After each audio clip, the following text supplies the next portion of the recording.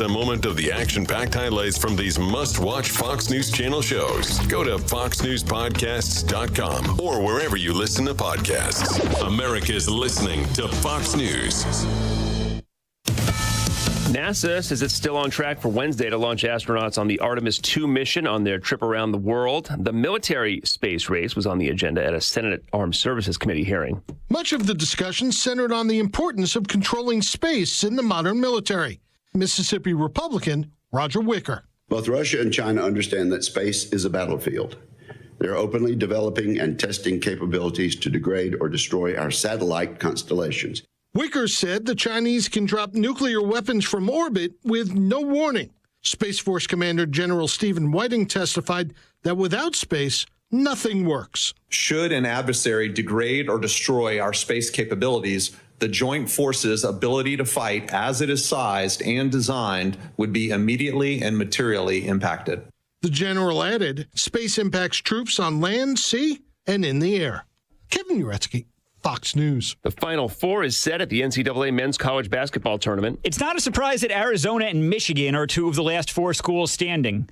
UConn and Illinois, though, that's a different story.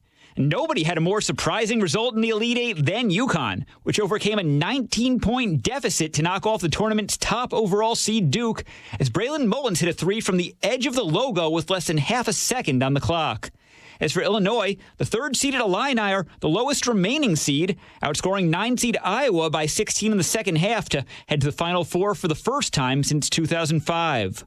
One seeds Arizona and Michigan, meanwhile, both won by double digits. Arizona overcoming a 7-point halftime deficit to beat Purdue, and Michigan ripping off 21 straight points to blow out Tennessee. Greg Thompson, Fox News. Oil prices are up about 3% since yesterday, with President Trump saying his preference would be to take Iran's oil. Stock futures are higher this morning ahead of the opening bell on Wall Street. I'm Chris Foster. This is Fox News.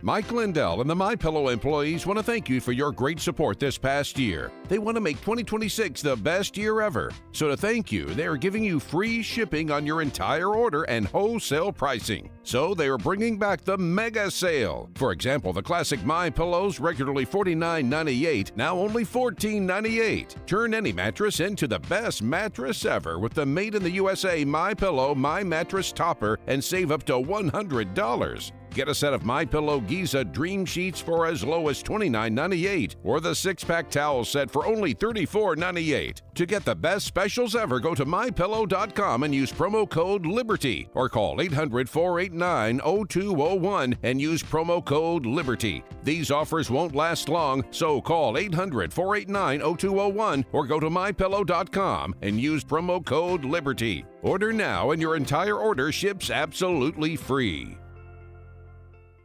Scott Jennings fearlessly fights back against the mainstream media on the Scott Jennings podcast. When Republicans have even a whiff of scandal, what do we hear? Resign, step down, zero tolerance. Where is the Democratic Party? Where is the outrage? Where is the moral clarity? What do we hear from cable news? Nothing. Subscribe for free today on Spotify, Apple, YouTube, or SalemPodcastNetwork.com. Only a few short months ago, you heard silver was up 40%. Well, silver is now up over 260%. Fox Valley Coins saw it coming, and they're ready to help. Unlike dealers that only buy or only sell, Fox Valley Coins does both. No middleman. That means you get the best deal on the dollar. Selling? Fox Valley Coins pays top dollar for rare coins, scrap gold and silver, bars, proof sets, and entire collections of any size, going through every item right in front of you, cash, check, or wire transfer. Buying? Fox Valley Coins carries all major gold, silver, and platinum physical products. Complete discretion. Your business stays your business. Fox Valley Coins, family-owned integrity since 1981. On Route 59, one light north of I-88 at the Naperville-Warrenville border. Fox Valley Coins. Buy smart, sell smart. Hey, business owners, is your business and money in good hands? Does your bank invest in your success? Hi, Mike Gallagher here, letting you know that when you need a relationship bank, Signature Bank makes commercial banking personal. I love these guys. Not only do they have expansive industry experience, a strong financial track record, but they're also highly capitalized for strategic growth. That's so important. That's why Signature Bank is my bank. They know what it means to grow a business by designing solutions that are right for you and only you. These are real people. They're ready to help. So reach out to my friends at Signature Bank. Make the call today, 773-467-5630, 773-467-5630, or visit them online at signaturebank.bank. That's signaturebank.bank. Your business could be Signature Bank's next success story. Go online, signaturebank.bank, member FDIC, equal housing lender. Signature Bank. Larry Elder explains the reason we're here. The reason we're here is because we have an enemy that has been chanting death to America for 47 years. The enemy determined by their own admission to develop a nuke. They admitted they had enough to build 10 bombs. Is there any confidence that you have that had these people had a nuclear weapon, that they would not use it? The Larry Elder Show, weeknights at 8, right before Sean Hannity at 10 on AM 560. The Answer. It's March 30th, and this is your Fox Daily Snapshot. It's National Virtual Vacation Day. We all need to take some time away from the job to rest, rejuvenate, and refocus. But what if we didn't need to leave our homes to visit the beaches of Australia, climb some of the world's highest mountains, or even visit another planet? That's the beauty of virtual reality technology. A VR headset could be all you need to help unwind from a tough week at the office, or if you simply need some me time to reset. Also on this date, in 1867, the U.S. signs a treaty with Russia which finalized the purchase of Alaska for $7.2 million, or roughly 2 cents per acre. Secretary of State William H. Seward was ridiculed for the deal as members of Congress called the purchase Seward's folly. And in 2020, the International Olympic Committee announced the postponement of the Summer Games in Tokyo, Japan, due to the global coronavirus pandemic. It will be held in the summer of 2021. I'm Tushar Saxena, and that's your Fox Daily Snapshot. Need life insurance but have diabetes, high blood pressure, or on anxiety meds? If you're a 50-year-old male, even porky, or with type 2 diabetes, $1 million of life insurance may only cost you about $200 a month. For affordable term life insurance, call Term Provider and speak with Big Lou at 800-444-2013, 800-444-2013, or visit biglou.com. Remember, Big Lou's like you. He's on meds too. 800-444-2013. We work a lifetime to build a legacy for our families, but the most enduring gift you can give them is the peace of mind you provide when they need it most. When you pre-plan your arrangements at Catholic Cemeteries of Chicago, you replace the weight of uncertainty with the gift of clarity. Secure today's costs and protect your family from making emotional and financial decisions at the time of need. It's a final act of love they'll never forget. Visit CatholicCemeteryChicago.org or call 708-236-5407. Vyrogo is fending off viruses and making America healthy again. Hi, my name is Dr. Michael Huber. I'm one of the co-founders of Vyrogo, the immune enhancement cocktail. Here are what some Vyrogo users have to say. I started using Vyrogo a little more than a year ago. I have 3 school-age kids, and they're constantly bringing home whatever bug is going around school, whether it's a cold, a sore throat, whatever it is. Everyone in the house was getting sick. I started taking Vyrogo to help boost my immune system, and it worked. I haven't been sick since starting Vyrogo. I use just a half a dose daily unless I feel like I'm getting something. Then I'll take a full dose for a day or 2, and I'm fine. I also feel great and more on top of my game, like my memory is sharper. I'm not forgetting things. I absolutely recommend Vyrogo. Boost your immune system with Vyrogo. Order your bottle today. Visit myvyrogo.com. That's myvyrogo.com. And use promo code IMMUNE to get 30% off. That's myvyrogo.com. Use coupon code IMMUNE to save 30%. Vyrogo and Maha, making America healthy again. Your financial future deserves more than just a financial strategy. It deserves a dedicated resource. Meet Michelle Ashute with West Point Financial Group, a Mass Mutual firm. With almost 2 decades of experience, Michelle builds lifelong relationships, guiding families through legacy strategies, lives, from grandparents down to grandkids, helping people secure their financial independence. Michelle Lachute is focused on needs, not just numbers, and that means retirement planning, life insurance, and estate planning strategies. Whether preparing for college, retirement, or protecting your business, Michelle's needs-based approach helps you prepare for life's biggest moments. Start building your financial future today. Call Michelle at 224-499-3665. That's 224-499-3665. Michelle Lachute of West Point Financial Group, helping you earn, learn, and secure your tomorrow. Local firms are sales offices of Massachusetts Mutual Life Insurance Company. Mass Mutual, Springfield, Massachusetts, 01111-001, and are not subsidiaries of Mass Mutual or its affiliated companies. Michelle Lachute is a registered representative of and offers securities through MML Investor Services, LLC, member SIPC. Supervisory office located at 30 South Wacker Drive, Suite 2700, Chicago, Illinois, 60606. Are you turning 65 and thinking about Medicare? Or are you over 65 and haven't enrolled yet because you still have coverage at work? Either way, Medicare done correctly will be the best health insurance you will ever have. Imagine having an annual deductible of only $283. There are only two good things about aging, wisdom and Medicare. But to navigate the Medicare maze properly, you need a mentor. Best part? My guidance costs you nothing. Call me. I can help. If you're tired of calling a bureaucrat at an 800 number to help you navigate Medicare, then you need a local expert on your side. Your own health insurance mentor. C. Stephen Tucker from healthinsurancementors.com is someone I know and trust. He's a 30-year licensed broker who's been educating our listeners for more than a decade. Steve, how can our listeners get in touch with you? Thanks, Dan. They can visit healthinsurancementors.com or call me directly at 630-674-1551. That's 630-674-1551. Mike Lindell and the MyPillow employees want to thank you for your great support this past year. They want to make 2026 the best year ever. So to thank you, they are giving you free shipping on your entire order and wholesale pricing. So they are bringing back the mega sale. For example, the classic MyPillows, regularly $49.98, now only $14.98. Turn any mattress into the best mattress ever with the Made in the USA MyPillow My Mattress Topper and save up to $100. Get a set of MyPillow Giza Dream Sheets for as low as $29.98 or the 6-pack towel set for only $34.98. To get the best specials ever, go to MyPillow.com and use promo code LIBERTY or call 800-489-0201 and use promo code LIBERTY. These offers won't last long, so call 800-489-0201 or go to MyPillow.com and use promo code LIBERTY. Order now and your entire order ships absolutely free. If your investments are in a 401k or an IRA, then listen carefully. You spent 30, maybe 40 years building your retirement. The question is, are you about to watch it take a hit you can't recover from? Military escalation in Iran, tariffs and legal chaos, the U.S. dollar under pressure it hasn't seen in years. History is clear. When this much uncertainty hits at once, the investors who moved into gold and silver first came out ahead. Right now, Advantage Gold is offering a free gold investment kit and a free copy of economist Ken Rogoff's powerful new book, Our Dollar, Your Problem. Call Advantage Gold now at 800-900-8000. Thousands of Americans have already rolled over a portion of their 401k or IRA into physical gold and silver, completely tax and penalty free through Advantage Gold. Don't wait for the next surge to wish you had moved sooner. Results vary. Consult your financial advisor before investing. Call Advantage Gold at 800-900-8000. That's 800-900-8000. Your beloved dog and a stranger are both drowning.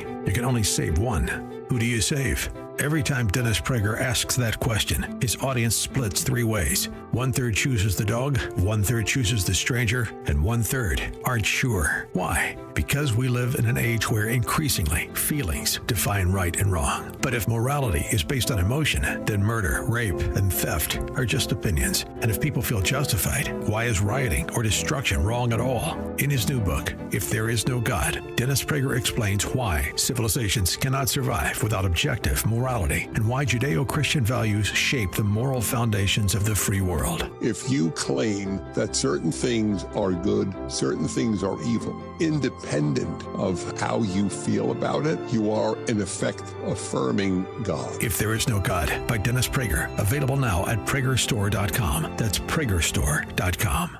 Now, your official weather forecast. Today, we are expecting temperatures to reach a high of 76 degrees, getting close to the record high of 79 set back in 1998. The day will start with sunshine, but will gradually become cloudier as it progresses. I'm meteorologist Jason Caterina on AM 560, The Answer. Get the latest weather, traffic, and news updates online at 560theanswer.com. Portions of the following show may be pre-recorded. Now, from the Signature Bank Studios, this is Chicago's Morning Answer with Dan Proft on AM 560, The Answer.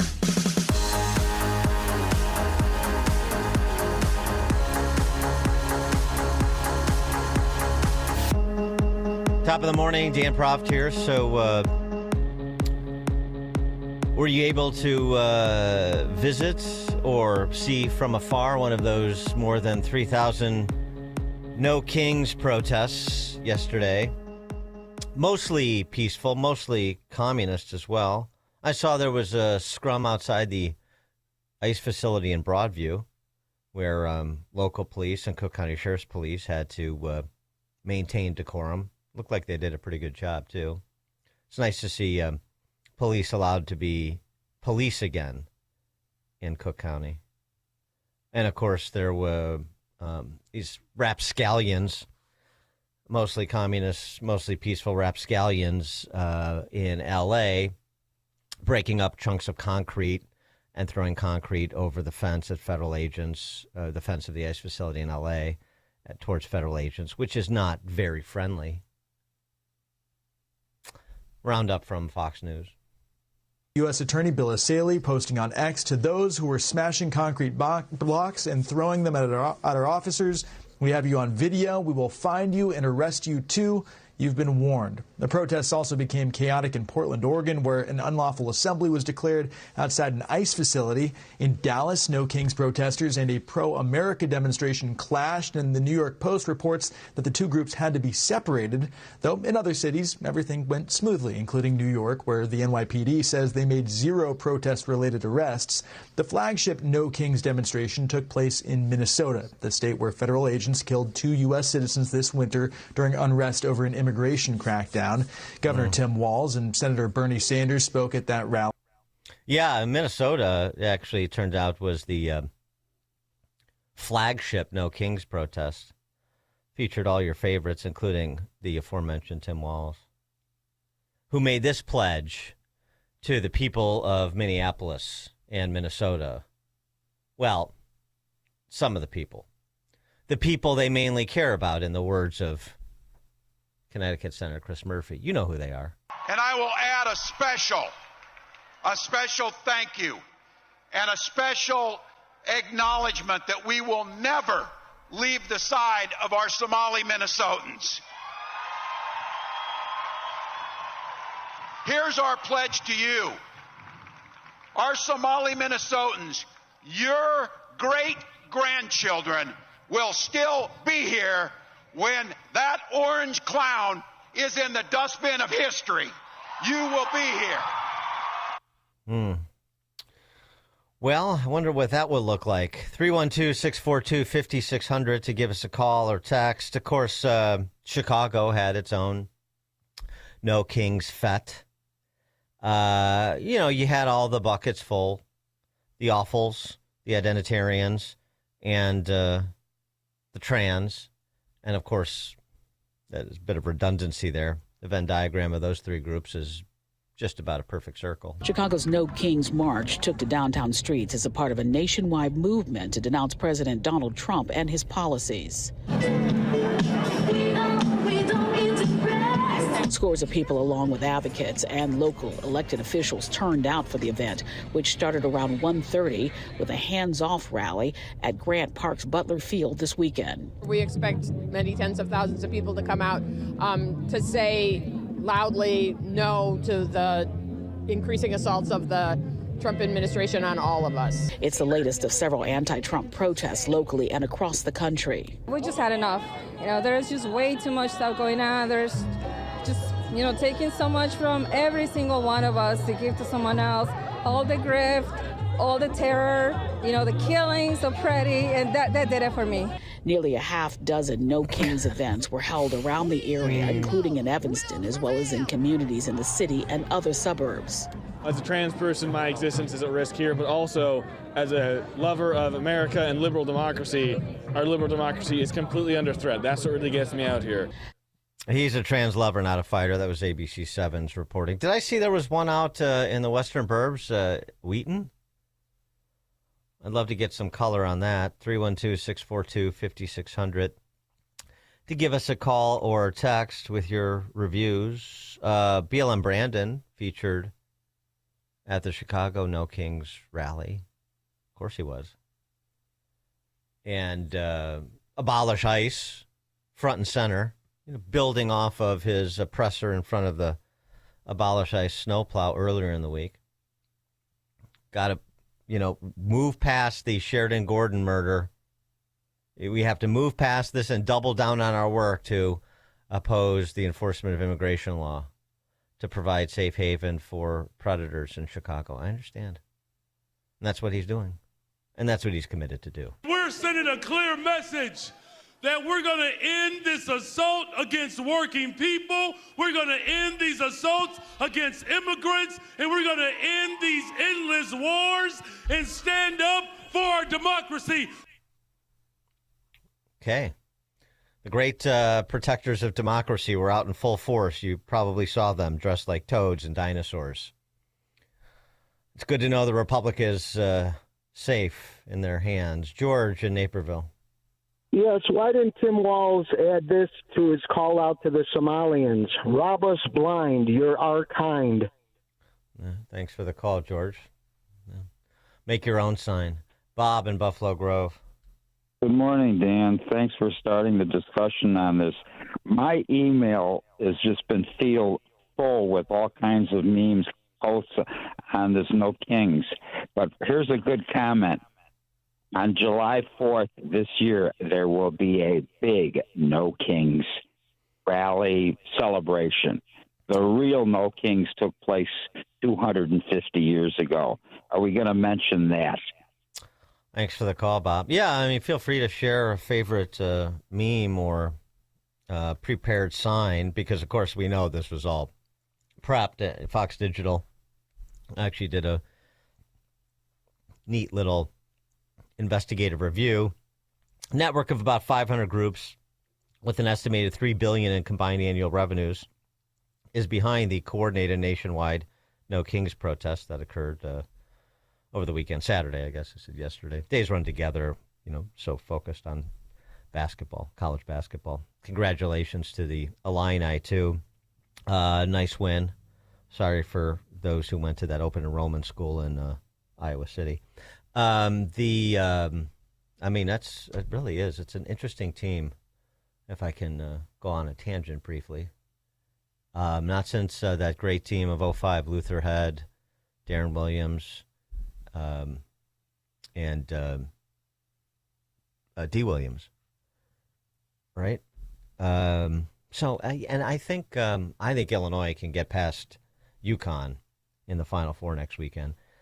I don't think they can get past, I'm guessing, Arizona. Michigan obviously has a chance, but I think Arizona is a cut above the entire field, including the Final Four. But I digress. Network of 500 groups, estimated $3 billion in combined annual revenues behind the coordinated nationwide No King protests. And we've talked about some of these funders before, including tech tycoon and communist living in China, where he's comfortable. This is what as I said last week, they don't want kings. They want the real tyrants. Don't give me some, ceremonial British-style monarch. We want the real thugs. We want the real killers. We want the Xis and the Maduros and the gay Ayatollahs. That's who we want.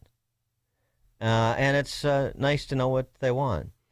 Novell Singham financed a constellation of activist institutions that promote revolutionary socialist politics, which is a perfect alignment with the neo-Marxist party in this country. People's Forum in New York, the Party for Socialism and Liberation, the Answer Coalition, Code Pink, just freshly Code Pink off their successful trip to Cuba to celebrate the ravages of communism on that island nation. all sending members to protests, and the one group saying they plan to bring a message of revolution to the protests. Is there a protest where they don't bring the message of revolution? They are a revolutionary group that took control of the Democratic Party and turned it into a Marxist revolutionary party. That's what it is. Of course they're going to bring it. And all the useful idiots will come out, even the ones not on the payroll of Neville Singman's, one of his front organizations, or one of Soros's front organizations, or one of the so-called Democratic Party's front organizations. One of those citizen journos was out. Where was this? I'm not exactly sure where she was. Angel Rose is her name. Doesn't really matter. The protests are all the same, with maybe a little bit more emphasis on Somalis in Minneapolis, thanks to Tim Walz. But otherwise, it's sort of cut and paste, so it really doesn't matter the location. Angel Rose talking to one of these boomer awfuls, who really demonstrated the independent thinking that's going on, the depth of knowledge that congregated in our nation's cities and suburbs over the weekend. Very impressive. Your sign says that you'll tell your grandkids that you didn't stay silent. Would you like to share what you would like to say? No? No. So you did stay silent? Yeah. I shout with the crowd. I'm not a... Oh, are you going to tell your grandkids that? Oh, yeah. Nice. Grandkids, back in the day, I stood there and I shouted with the crowd. I repeated all my chants. I knew every single line. Exactly. Like a good little apparatchik. I shouted with the crowds. I want you kids to know I was part of mob action back in my day. Let that be a lesson for you. John in Portage Park. Yes, Dan, I'm concerned with the, good morning, I'm concerned with the lack of diversity in the crowds. I'm very concerned. I tend to see like 75% white people, maybe 25% Hispanic, but practically no blacks. And I'm really concerned about the lack of diversity in that movement. What do you think? Yeah, thanks for the call, John. Yeah, that's a comment I've seen bandied about. I'm obviously I'm unconcerned about it. I'm unconcerned about diversity, generally speaking. But I saw, I don't know if I forgot to grab it, but I saw one woman explain that black Americans don't need to be out there because it's unsafe. It's unsafe. So the awful boomers, like the one you just heard from, will be there heroically, because that's how they do everything, heroically, in their stead. They don't need to be out in the streets where it's unsafe, mainly from those. It's unsafe for them mainly at the hands of those who purport to speak for them. But I digress. This was a fun piece from a Democrat. I guess there's a few of those actually left, just, left of center Democrat, but not a neo-Marxist revolutionary. This guy from Morristown, Tennessee, penned a letter to the editor. I'm a Democrat. No King's Day is an embarrassment. Well, there's somebody who has some sense of dignity. Unusual. As a Democratic voter, leftist, lib, or whatever you want to term me, I find No King's Day to be a bit embarrassing and counterproductive. I drove by one of the events and saw hundreds of people protesting, but not for any particular thing. They're waiting to be told what they're supposed to be protesting. I saw signs that made vague demands for science or justice and people dancing in costumes like dinosaurs and toads that seemed to make light of what we're being told is a very serious situation in the country. If you're going to say that Donald Trump and his cronies are Nazi fascists and that the president has deployed a Gestapo force that is kidnapping and killing people in concentration camps, your response should not be cheeky signs and goofing off. To invoke the horrors of the Holocaust is a bold step. If you truly believe that the moment justifies that language and comparison, it demands real action, not snark. I'm now convinced that these national organizations like Indivisible and 50501 are self-serving at best and in reality accomplish only the task of tiring out liberal and leftist movements. Essentially, the participants in No Kings tire themselves out making signs and standing by roadways to honks from passerbys passersby that pat themselves on the back and think they fought fascism. Am I saying this is all a psyop specifically designed to diffuse any actual popular movement against the administration? Not necessarily, but the outcome is the same. These protests suck up a ton of resources, organizing hours, and energy, and give many people a false sense of accomplishment. While it is something to mobilize a large number of people who have not otherwise been engaged in protests, doing so without clear goals, demands, and tangible next steps, is irresponsible. The organizers of these protests won't call for any specific actions or make demands, such as a general strike, because it seems that they, like most liberal organizations, stand just for the corporate interests all the same as the Republicans. All in all, for those reasons, I believe No King's protests are counterproductive, and what I saw at them embarrassed me. Well, unfortunately, that gentleman from Morristown, Tennessee, is one of the few men or women, if you could distinguish them on that side, that has the capacity to feel embarrassment, to be embarrassed. That's just not the case, generally speaking, on the left these days, as you saw in full blossom over the weekend. Coming up at 5:38, on to a little bit more of the substance of the matter, since, of course, abolishing ICE was central to all of these neo-Marxist protests. Tom Homan responds to BLM Brandon, and we'll start there at 5:38. Now we check the headlines.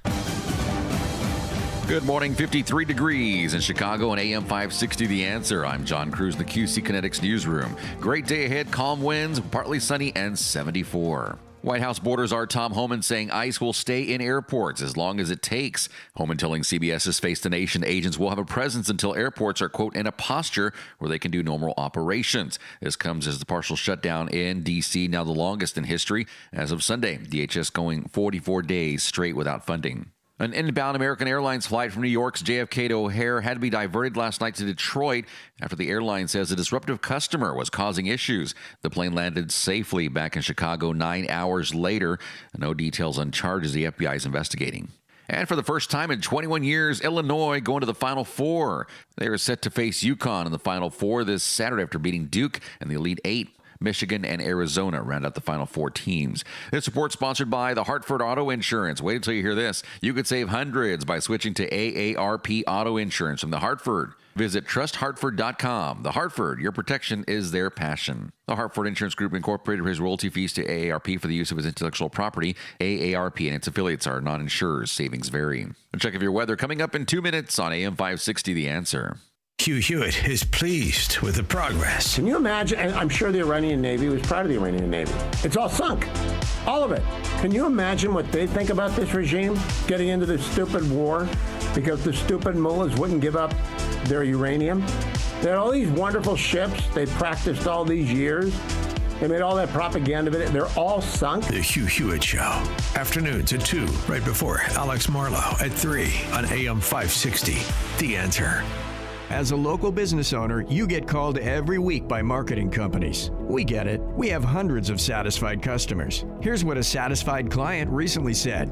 Open enrollment is going great. We're hitting record numbers. Thank you so much for this report. It really is amazing to see how the marketing is really shaping our enrollment around the city. Salem Surround. Is your business hard to find online? Meet with a digital marketer today for ideas that will make your business stand out. Visit salemsurround.com. If you've saved $100,000 or more for retirement, call Steve Shyman today at 833-945-7283. That's 833-WILL-SAVE, 833-WILSAVE. Schedule your no-cost, no-obligation retirement review and make sure your plan is built to protect what you've worked so hard to earn. And don't forget to listen to Steve's show, Protecting Your Assets, Saturday mornings at 8 a.m. right here on AM 560. Call now, 833-945-7283. Here it comes.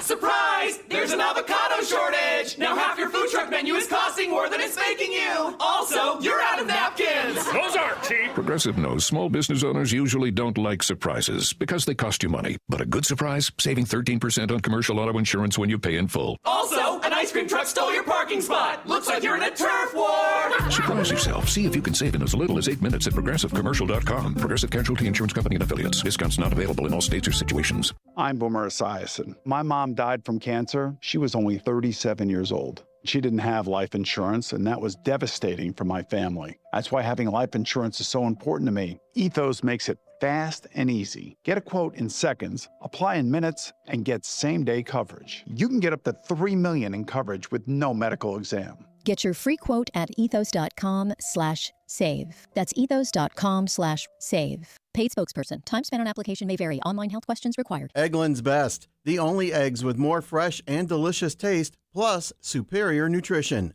Eggland's Best. Better taste, better nutrition, better eggs. Now, your official weather forecast. Today we are expecting temperatures to reach a high of 76 degrees, nearing the record high of 79 degrees set back in 1998. The day will start with sunny skies, but will gradually become cloudier as it progresses. I'm meteorologist Jason Caterina on AM 560, The Answer. Get the latest weather, traffic, and news updates online at 560theanswer.com. This hourly segment is brought to you by Goldilocks, offering smart security systems to homes and businesses. Call Goldilocks at 708-889-5600. Now, from the Signature Bank Studios. If you're looking for the latest news, insight into what it means, and the sharpest opinion, there's only one station in Chicago where you can turn, and it's this one. We're AM 560, The Answer. Top of the morning, Dan Proft here. Just a couple of postscripts to our conversation about the No Kings antics over the weekend. I'll give you my favorite sign. I mean, at least this was original as opposed to one of those pre-printed signs you got from Neville Singman. Tiger Woods for Trump chauffeur. That was one sign I saw. The Tiger Woods memes, thankfully he's okay. Tiger Woods memes much more entertaining than the No Kings memes over the weekend or actuality. My favorite on the Tiger Woods meme, since I'm digressing, his Range Rover on its side in the driveway, amid the azaleas leading into Augusta, a tradition like no other. I thought that was pretty funny. The John Daly versus Tiger in terms of number of DUIs, pretty good too. But a couple other things. The whole thing was produced, number one, but it was also sort of tepid. I mean, the belly of the beast, if you will. Part of it is just most of these No Kings protesters just don't have the energy anymore. You're, clearing out senior centers. But the March to Mar-a-Lago, very low energy. Jeb Bush must have been leading this one. I'm actually going to take a...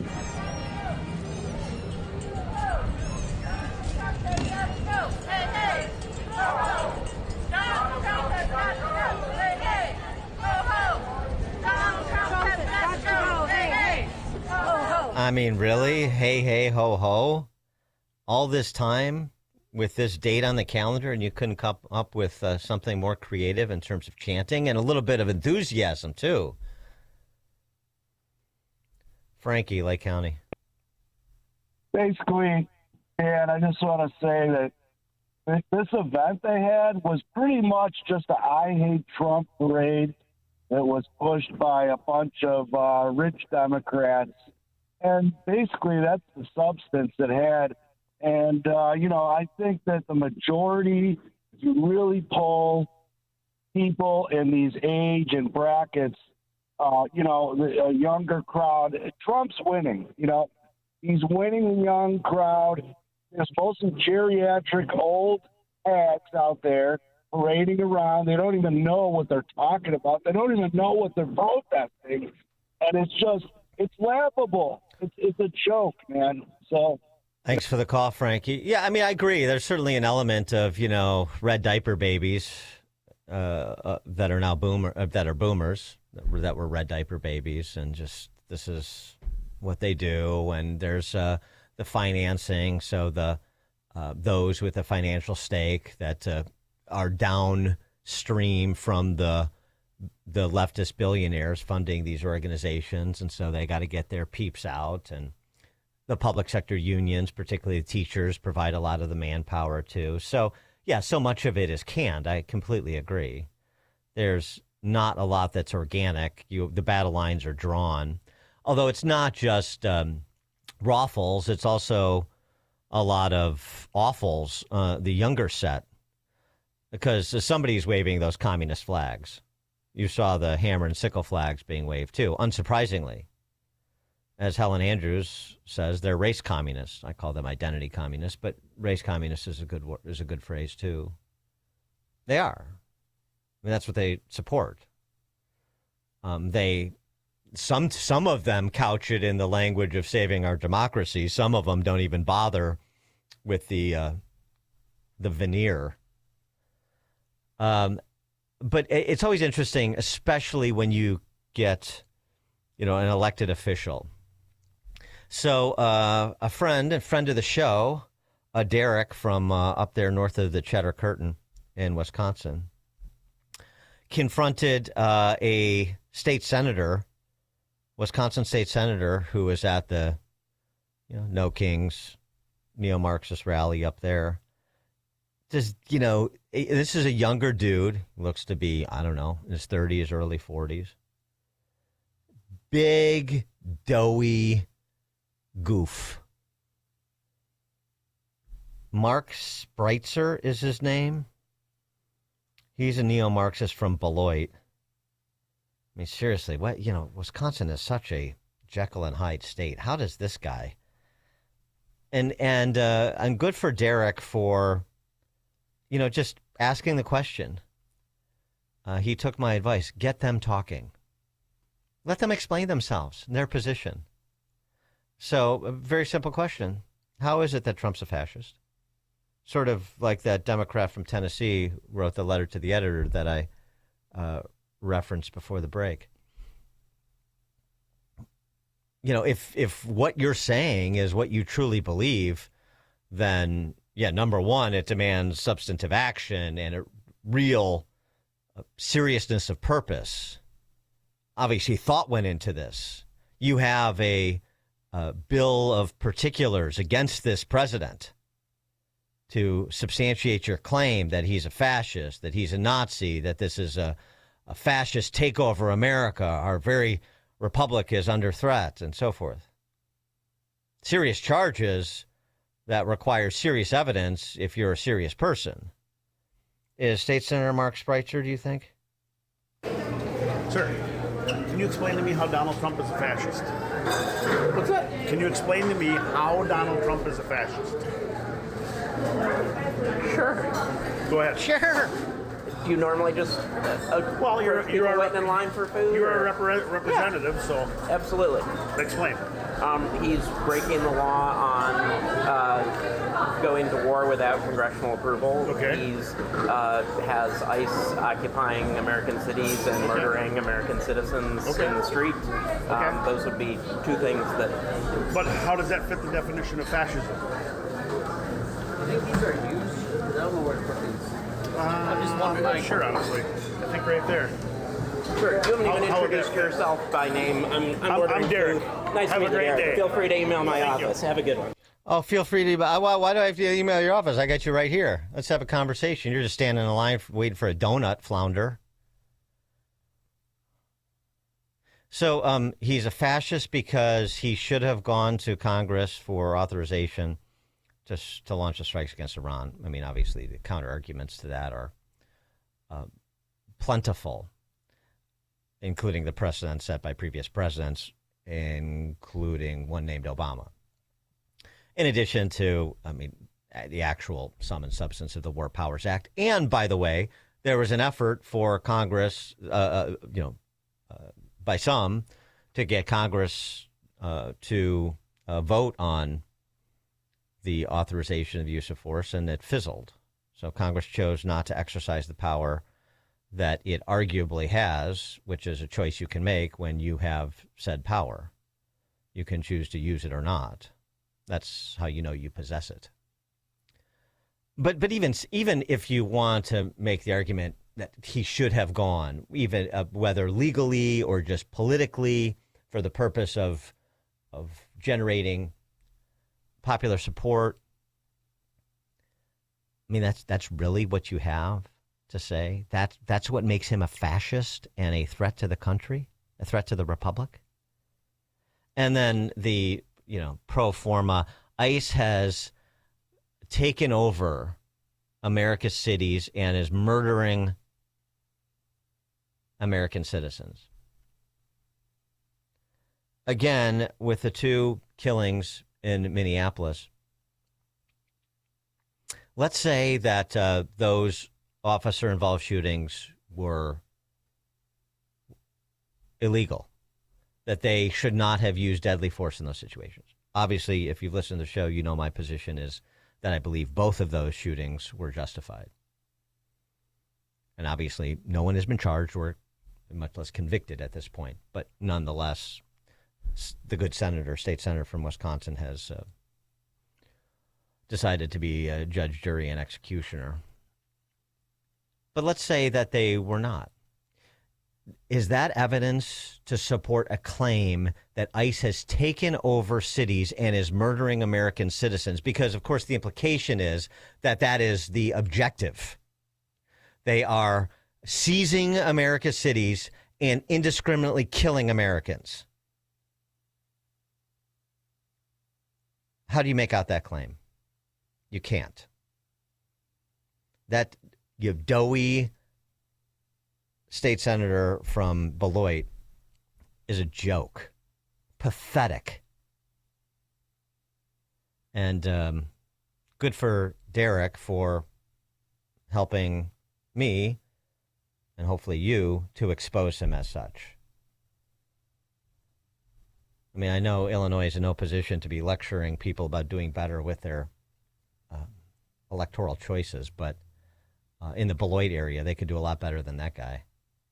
You should be embarrassed to have that guy as your state senator, both physically and intellectually. Jeff, Northwest Side. Yeah, what about the entertainment? Where was that? Bruce Springsteen, Neil Young, Green Day, and let's not forget special appearance by Robert De Niro. I did. Thanks for the call, Jeff. I did see De Niro with Sharpton and Letty James in New York. Powerful. Yeah. I was really disappointed, actually. I mean, I don't want to have to go to the vault here, but I was hoping for some new, hippie, catchy hippie songs. The Which Side Are You On? The ones that we've all enjoyed at previous confabs, like occurred over the weekend. And the creative juices weren't flowing. I don't know. Text from 847, UConn had a no Dukes rally. Hi-oh. Like that. By the way, I think I said, talking about the 2005 Illini team that went to the finals, lost to Carolina, I think I missed D. Brown, Darren Williams, and Luther Head. I think I may have said D. Williams. Sorry about that, D. That was a great team. Bob and Wilmette. Hey, good morning, Dan. A couple things. I'll get to my No Kings thing in a second. But first off, we all know Tiger Woods is the standard bearer of athletics, but he still trails Mark Grace by 2 DUIs. So, well, I mean, don't get me started on Bob Avellini, but I digress. I actually knew Bob Avellini. He lives across the street from me in Avellini. Poor soul. It was a mess, unfortunately. But anyways, if you're familiar with that Next Door Neighbor app up in the burbs, I'm on it, and I usually get banned from it once a month because I offer a libertarian/conservative viewpoint. Well, just this past weekend, I simply wrote on it, you should check out Jonathan Alpert's column in the Wall Street Journal. He does a wonderful job of putting out a profile of the performative nature of the No Kings protesters. It's a good read. I didn't slam anybody. I just pointed it out. It's an established newspaper by a credentialed, credible individual whom you've had on your show. And, of course, my post got flagged, and I'm probably going to be banned from Next Door Neighbor app. Well, sure. How dare you suggest that anybody will read some Samizdat from a New York psychotherapist telling them that going to a No Kings rally is not group therapy. I read the piece. Yeah. That's great. You know what? Actually, can you see if I can get hooked into that or send me screenshots? Because I think being on the Nextdoor app in Wilmette would be like a rolling No Kings rally every day, and that would be an endless source of entertainment. It is. I will email you the link. You're a gentleman and a scholar. Thank you, Bob. Dan Propp, Chicago's Morning Answer. The more you listen, the more you'll know. This is Chicago's Morning Answer. Morning Answer on AM 560. The Answer. Sign up for the AM 560 Answer Advantage to get early alerts on event ticket sales, special discounts, and contest opportunities. Sign up today at 560theanswer.com/advantage. This is Sean Thompson. One of the things I remember about spring is listening to my grandfather walk around and say, opening day, it's just around the corner. He used to think those were the two sweetest words you could say during springtime because he was a big baseball fan. And for most people, that's the case. It's one of the greatest American traditions each spring. But there's another great American tradition that isn't far off, and that's called Tax Day. Well, opening day and Tax Day show up around the same time each year. We don't look at them in the same way. Well, you're optimistic about your favorite team. When's the last time you felt optimistic about stroking a big check to Uncle Sam? It doesn't have to be that way, and all you have to do is call Tom Fortino, the people at Alpha Wealth Group, who believe that baseball is a seasonal game, but tax planning goes on year-round. So if you don't want to write a big check in your retirement, and you don't want to have your Social Security or Medicare premiums affected by it, call Tom Fortino and the people at Alpha Wealth Group for their complimentary retirement roadmap. Call them at 630-864-6711. That number again is 630-864-6711 or online at alphawealthgroup.com. Finding great candidates to hire can be like, well, trying to find a needle in a haystack, but not with ZipRecruiter. Its powerful technology actively finds and invites qualified candidates to apply to your job. So while other companies might deliver a lot of hay, ZipRecruiter finds you the needle in the haystack. See why 4 out of 5 employers who post a job on ZipRecruiter get a quality candidate within the first day. Try ZipRecruiter for free at ZipRecruiter.com/free. That's ZipRecruiter.com/free. ZipRecruiter.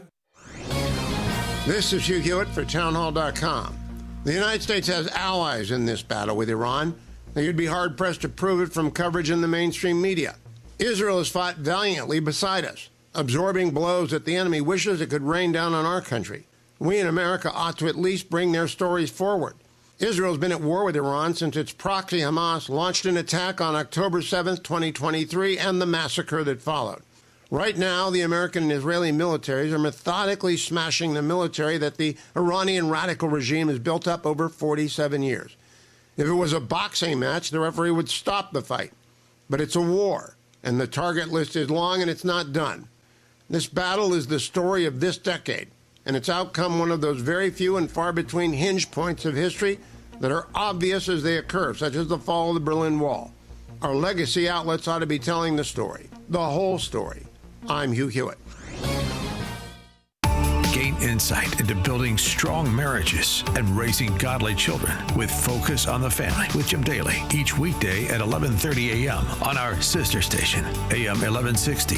Hope for your life. AM 560. The Answer. Which side are you on? Which side are you on? Where was that over the weekend? Come on. Which side are you on? Which side are you on? We'll fight against Doge. We'll fight Elon Musk. No Elon's kept within our walls. We'll fight from dawn to dusk. Whoa!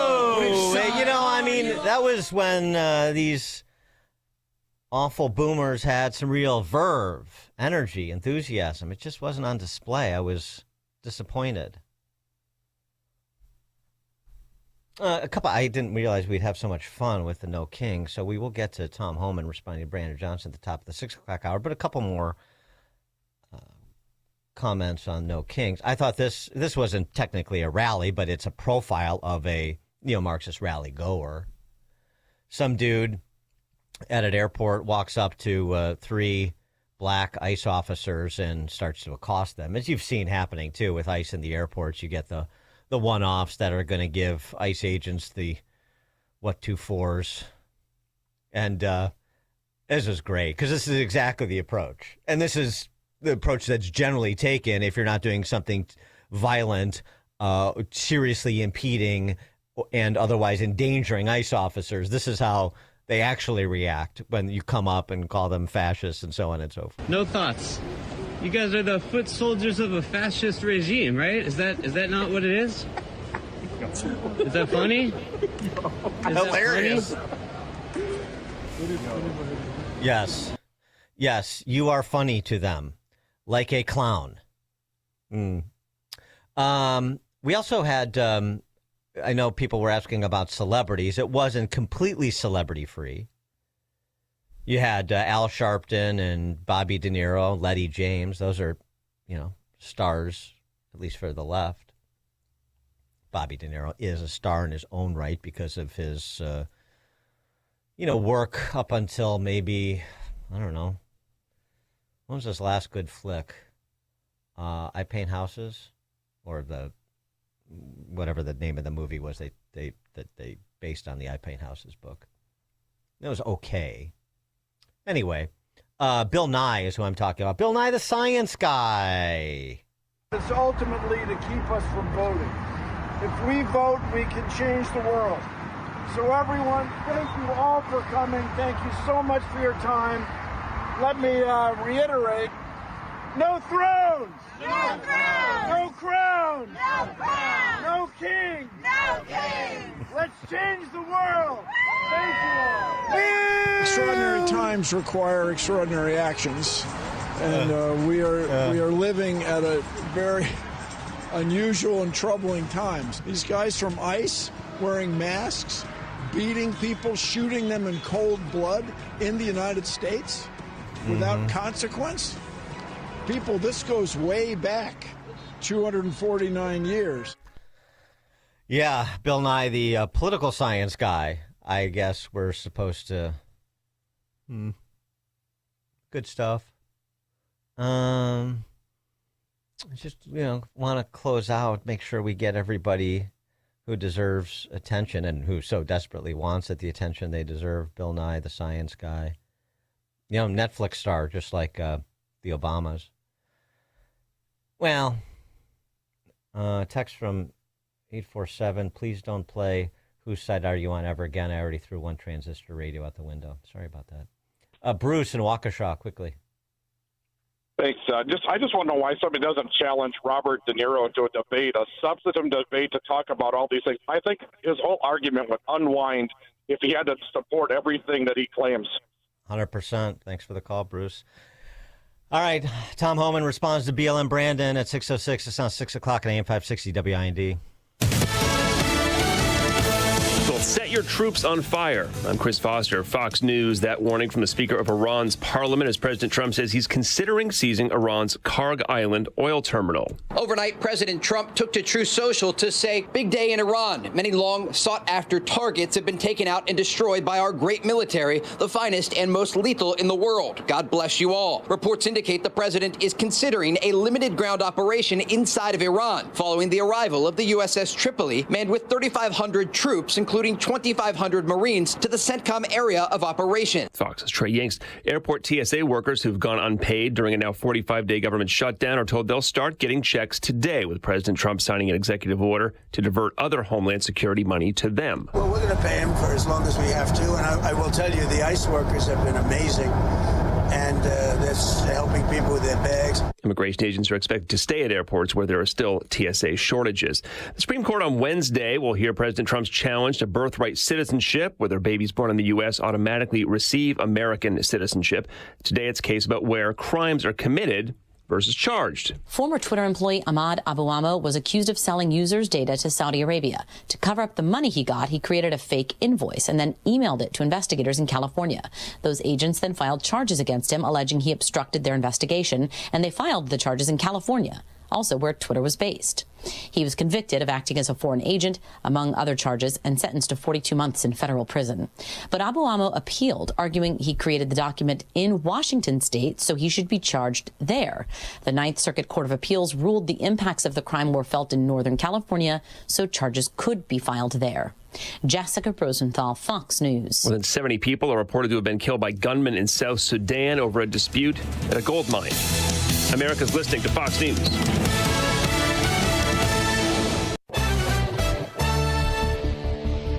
Good morning, 52 degrees in Chicago and AM 560 The Answer. I'm John Cruz in the QC Kinetics newsroom. Pleasant today, high of 73, but could be a stormy week Tuesday through Thursday. 2 people in critical condition, 1 person dead after a family gathering in Crete early Sunday. The Will County Sheriff's Office got the call for a large fight related to a domestic disturbance on state line. The identity of the person killed has not been released, but the Cook County Medical Examiner's Office says it was a 20-year-old man. Sunday's incident following 2 other scenes in the south suburbs. Last Monday, 3 family members were found dead inside a home, and early Wednesday, a grandfather and 3 granddaughters killed in a massive house fire. Private funeral services for the Chicago firefighter who died this month will be held tomorrow. The family of Michael Altman will have an invitation-only service at Blake Lamb Funeral Home. The service is set for Friday, but were rescheduled after his wife went into labor on Thursday. Altman died while battling a blaze on March 16th on the far north side. A man accused of setting that fire facing murder and arson charges. Chicago police investigating an attack on a senior citizen at a CTA station on the north side. They say the victim was attacked by another person March 21st on the platform of the Belmont stop. The condition of the victim has not been released. Their attacker is still on the loose. Investigators want to know what caused a fire at the loading dock of a Target in DeKalb. That fire started Saturday morning at the store on Sycamore Road. Firefighters found flames between a parked semi and the building. No injuries reported. Target was shut down for about an hour while crews were at the scene. And Illinois heading to the Final Four for the first time in over 20 years. Keaton Wagler pouring in 25 points during the victory. Illinois head coach Brad Underwood says the team responded well in the second half. I thought our physicality and our purpose in the start of the second half was really, really good. They are set to face UConn in the Final Four this Saturday. They support a service of the AM 560 Advantage. Membership has its privileges, including early access to event tickets, exclusive contest opportunities, and special members-only content. Join today at 560theanswer.com/join. A check of the roads coming up in 2 minutes on AM 560 The Answer. Alex Marlow sees good things happening with Cuba. Cuba is showing huge signs of weakness. The fact that they've already sat down at the table with Trump's people. And so they'll probably have to soften wildly, or else you could see a regime change there. This has been a big thing, and it feels like we've got some real potential to do a lot of good without perhaps firing a single shot. The Alex Marlow Show. Afternoons at 3, right before Sean Thompson at 4 on AM 560. The Answer. If you don't care about saving 50% off your wireless bill for the same 5G coverage the big guys are charging a fortune for, maybe you care about keeping jobs in America. Pure Talk does. They've pledged to run their entire operation from this country, including all their customer service. Or maybe you care about our nation's veterans. Pure Talk does.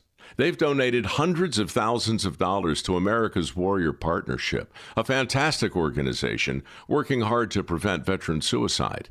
Or maybe you care about closing America's skills gap. Pure Talk does. They're a proud supporter of MicroWorks. They're helping my foundation train the next generation of skilled workers. Don't get me wrong. Saving money's great, and you'll save plenty with Pure Talk. But if you want to be in business with people who share your values, dial pound 250, say micro, and switch to an American wireless company that actually stands for something. Pure Talk. With so much financial uncertainty, are you wondering if your retirement savings will last? The market ups and downs can keep you guessing, especially if you're approaching retirement or considering it. Hi, I'm Edward Jones financial advisor Nolan Webster. If you have more questions than answers about what's next, let's work together to help ensure you're prepared for your journey.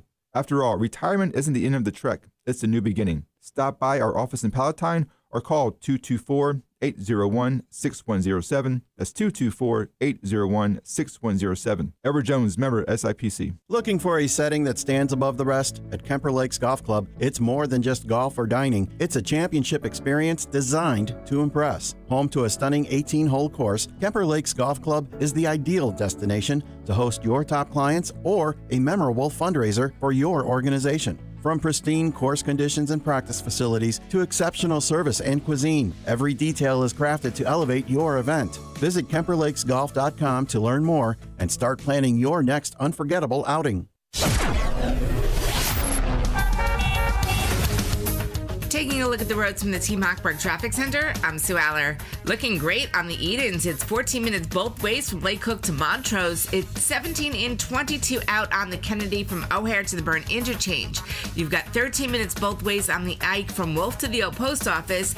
19 minutes inbound on the Stevenson from Veterans Memorial to Lakeshore. Outbound is 22, 14 in, 11 out on the Dan Ryan from 95th to the Byrne Interchange. A little bit slow on the northbound Tri-State between the Cermak Toll Plaza and North Avenue. This report is a service of the Daily Podcast of Chicago's Morning Answer and the Sean Thompson Show. Hear both shows with limited commercials when you subscribe for free to the Daily Podcast at 560theanswer.com/podcast. Chicago's Morning Answer continues next, but now the latest forecast from the Air Right Heating and Cooling Weather Center. Today we are expecting temperatures to reach a high of 76 degrees, getting close to the record high of 79 set back in 1998. The day will start with sunshine, but will gradually become cloudier as it progresses. I'm meteorologist Jason Caterina on AM 560, The Answer. Get the latest weather, traffic, and news updates online at 560theanswer.com. Now, from the Signature Bank Studios. This is Chicago's Morning Answer with Dan Proft on AM 560, The Answer.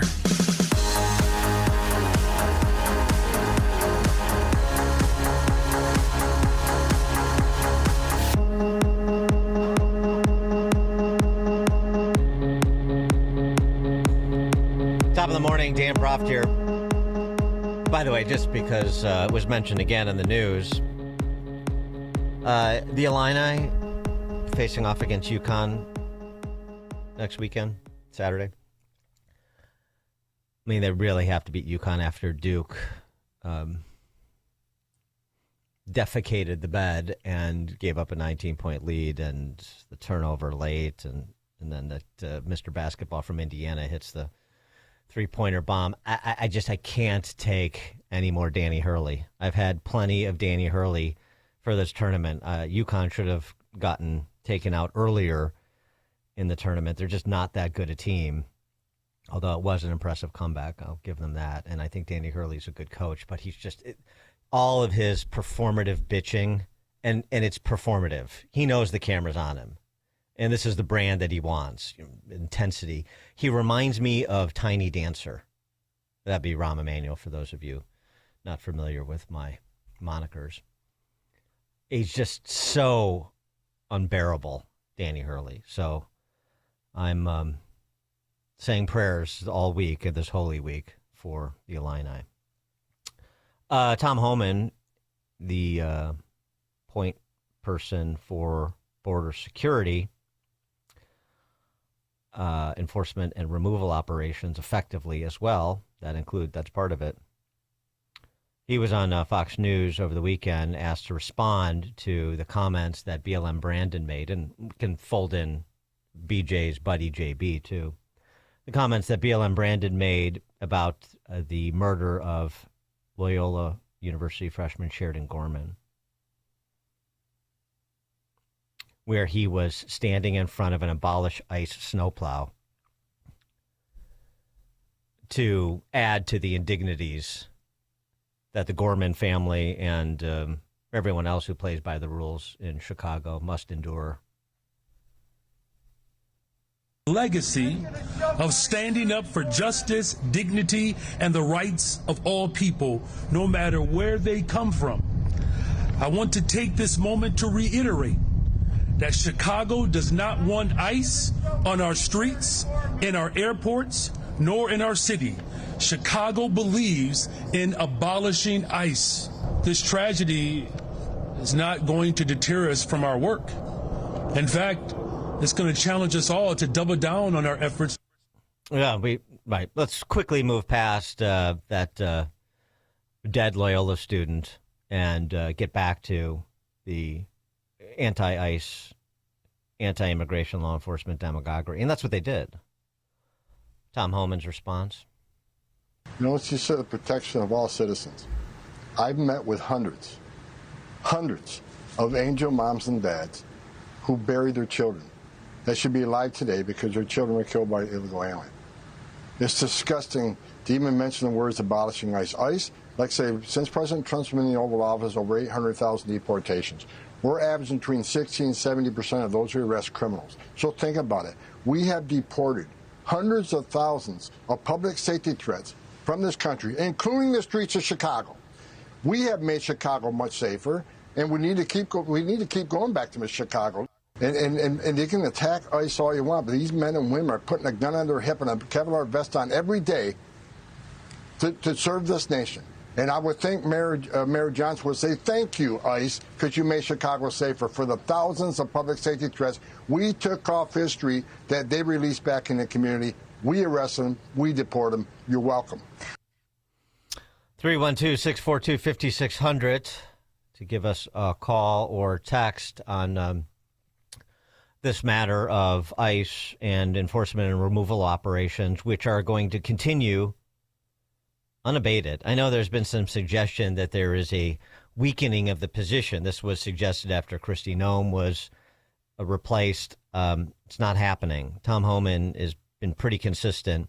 And as I've said before about this guy, he is the essential executive in this administration.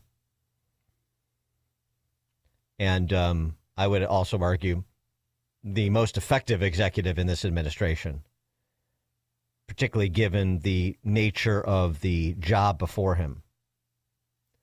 And he's also, and one of the reasons I should say he's the most effective is because he is such a good communicator when it comes to the area, his area of expertise.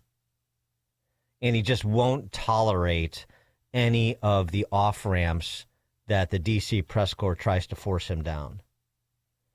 For example, of course, when he was on with Jake Tapper, you don't want to talk about Sheridan Gorman. You don't want to talk about all the Angel families. You don't want to talk about 800,000 deportations, 500,000 of which were criminals convicted, facing charges, public safety threats.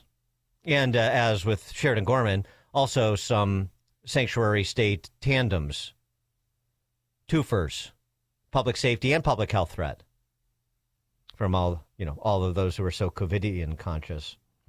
What about the boogeyman of ICE, the boogeyman, being at the polling places come November because Trump is going to steal the midterms? Why? Why does it matter? Why does it matter if ICE is at an airport or ICE is at a polling place if you're on the right side of the law? Let me ask you about a separate topic. Several administration officials have discussed and have not ruled out the idea of sending ICE agents to polling locations during the midterm elections this November. Has President Trump asked ICE to start making any sort of plans to go to polling sites during the midterms? I've had no discussions about that with President Trump or Secretary Mark Wayne Mullen. Has not come up.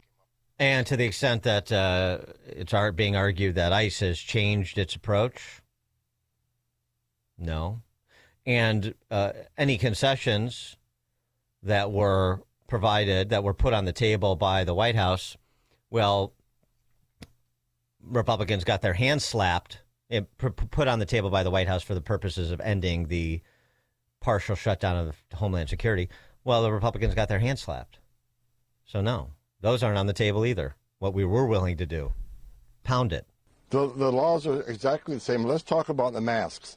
You don't see ICE wearing masks inside the airports because they're not on the street arresting criminals. You got the agitators who cross the line and threaten ICE agents.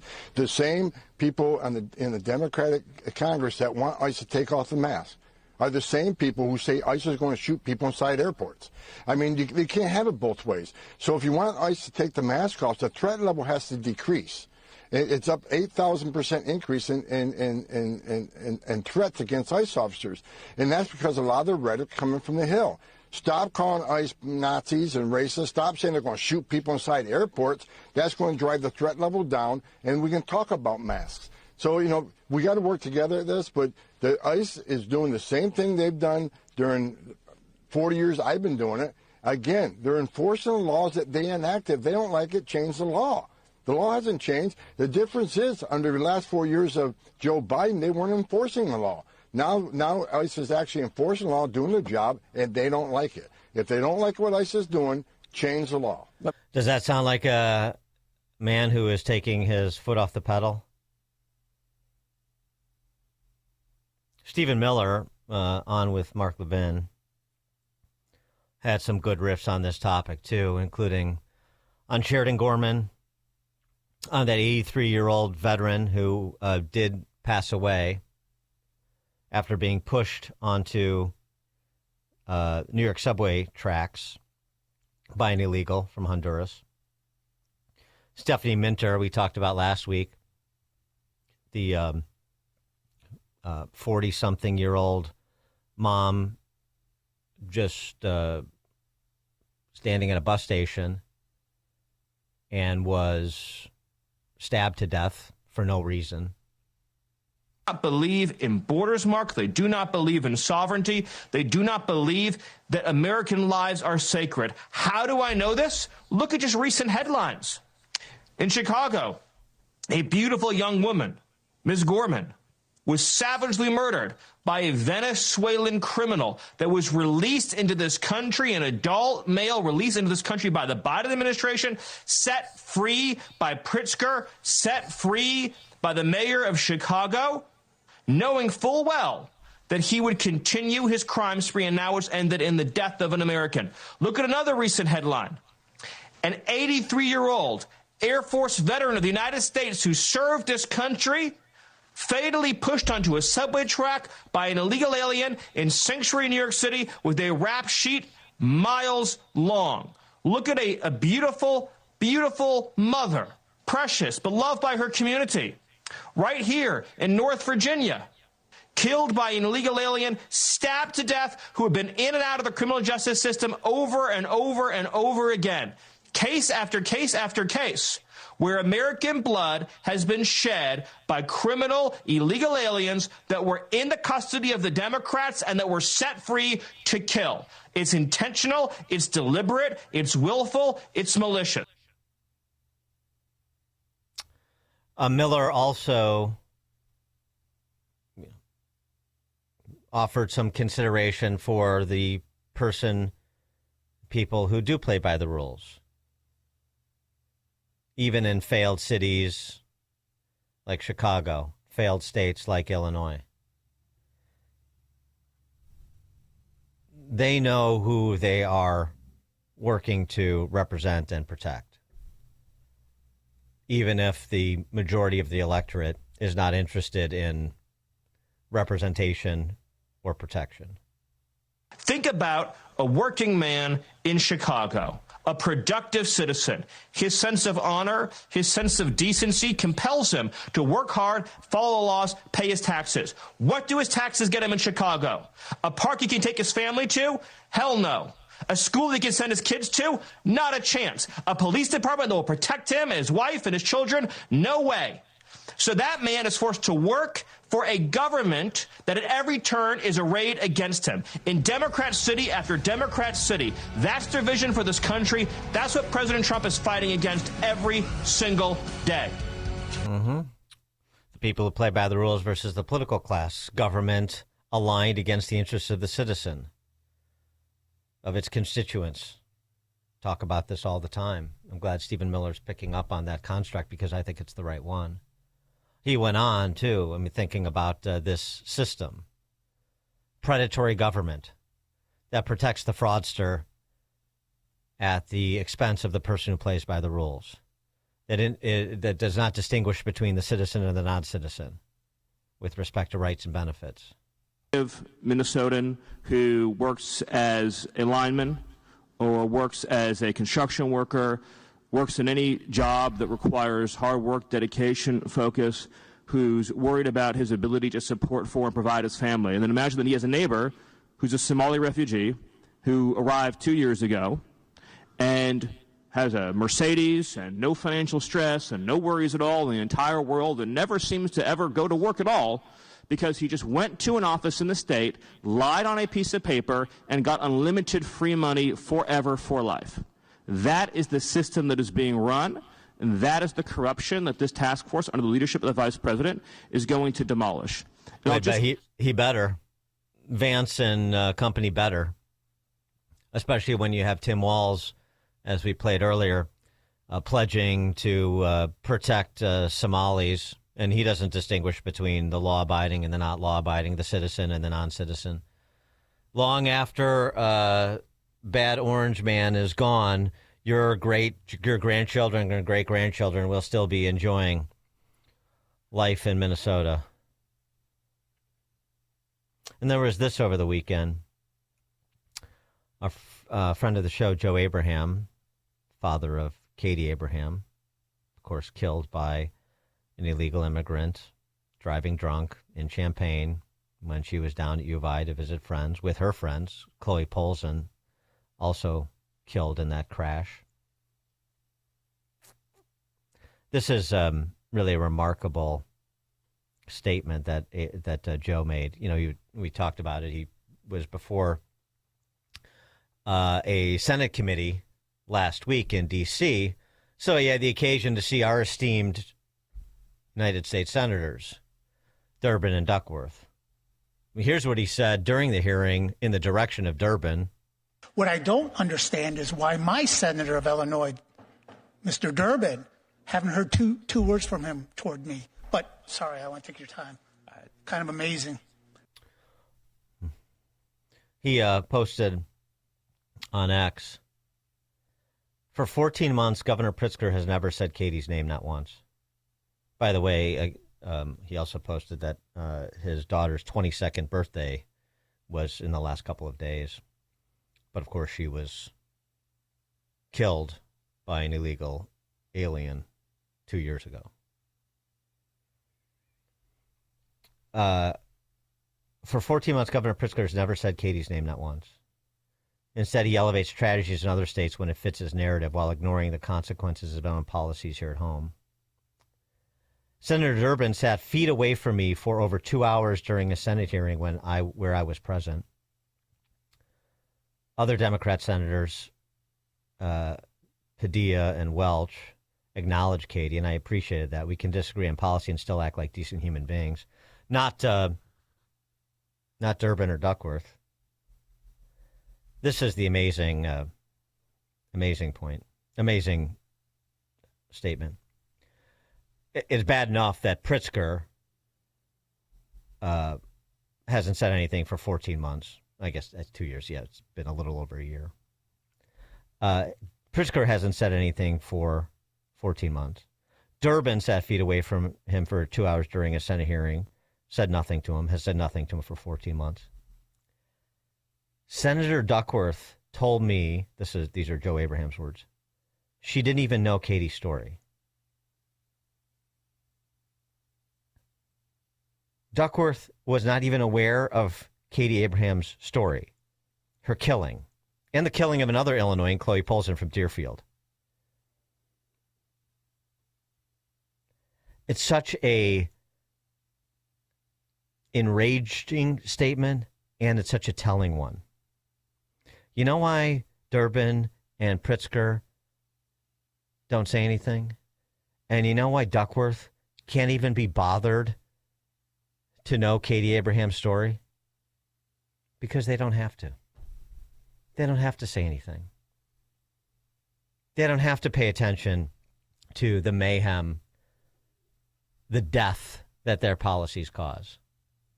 Because there are no consequences at the ballot box for them. What an indictment of the Illinois electorate. As Abraham said, Alex Padilla, a Marxist from California, Peter Welch, a Marxist from New England, at least acknowledge Katie, can act like a decent human being. That Durbin, Duckworth, Pritzker, they don't have to act like decent human beings. They don't have to say anything. They don't even have to pay attention to you. Because what are you going to do about it?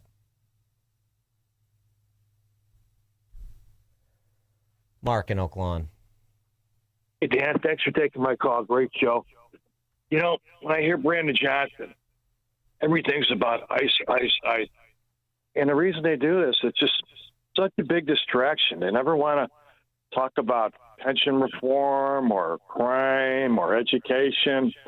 It's all about just distractions. And you know, they're fooling the people. And unfortunately, the news media, like in Chicago, the local media, all they lead with is ICE, ICE, ICE. You know, they it's terrible. And you're doing a great job of trying to bring out all the murders from illegal aliens, and keep doing that, Dan. If you can keep coming up with statistics, you know, on because all they talk about are the 2 murders that really weren't murders; they were provoked acts of violence. You know, so but keep doing what you're doing. Thanks for the call, Mark. Well, and as I said before, even taking their position for the purposes of argument, in arguendo, taking their position. Alex Preddy and Renee Good, those were not legit police-involved shootings. There should be prosecutions. That's their position. Let's take that. How does that justify the death of Katie Abraham and Chloe Paulson and Sheridan Gorman and so many others? How does what happened in Minneapolis justify lawlessness in Chicago? Explain that to me. Even if I start from your premise, how do I get to that conclusion?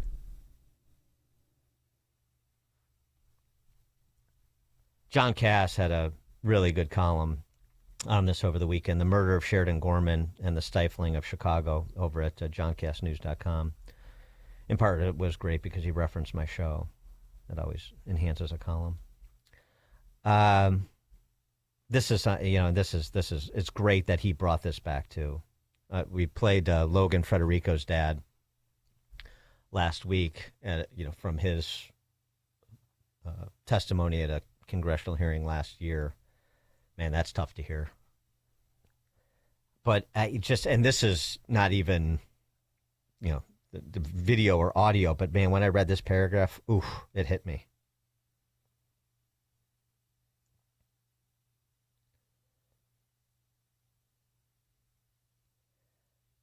I've been hearing it far too much lately, writes Cass, that desperate sound in the throat of a grieving parent. Their sorrow overwhelms them.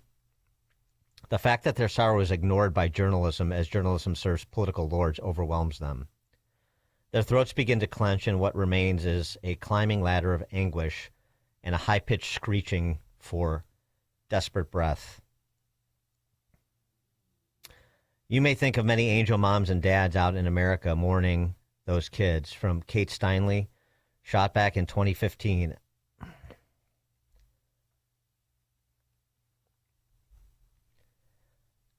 While holding her father's hand as they walked on a pier in San Francisco. "Dad, help me," she said as she collapsed. "Help me."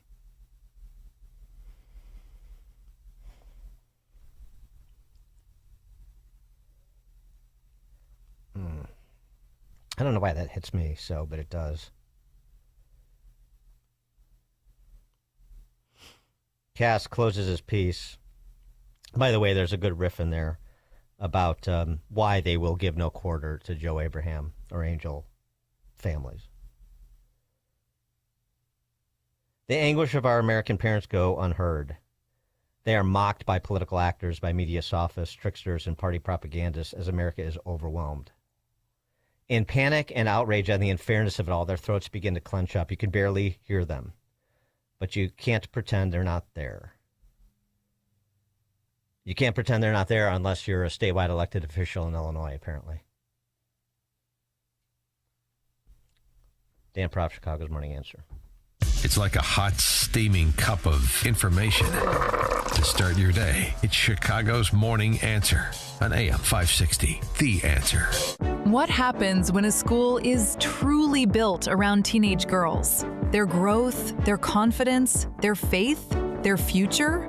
You get bold young women who lead without hesitation, speak without fear, and discover exactly who they're meant to be. Rosary College Prep in Aurora is the only all-girls college prep high school in the western suburbs, and we've been doing this since 1962. We know how girls learn best. That's why our students thrive in STEM, the arts, and leadership at remarkable rates, even earning AP Platinum status from the College Board. At Rosary, your daughter won't just be educated. She'll be seen, challenged, and supported every single day. Girls here collaborate, inspire each other, and grow grounded in faith and driven by purpose. Come see it for yourself. Schedule a personal tour at rosaryprep.org. That's rosaryprep.org. I was ordering food for the office from the same few places for too long. For workplaces suffering with office food fatigue, every day's a struggle. Before starting Easy Cater, I assumed having no good vegan options for Carl in finance was normal. Easy Cater is designed to treat OFF with a huge variety of favorite restaurants, plus tools to help you meet dietary needs and stay on budget. Used daily, one platform lets you save time and shine. Ask your app store about Easy Cater or start an order at easycater.com. I'm Boomer Esiason. My mom died from cancer. She was only 37 years old. She didn't have life insurance, and that was devastating for my family. That's why having life insurance is so important to me. Ethos makes it fast and easy. Get a quote in seconds, apply in minutes, and get same-day coverage. You can get up to $3 million in coverage with no medical exam. Get your free quote at ethos.com/save. That's ethos.com/save. Paid spokesperson. Time spent on application may vary. Online health questions required. AM 560, The Answer.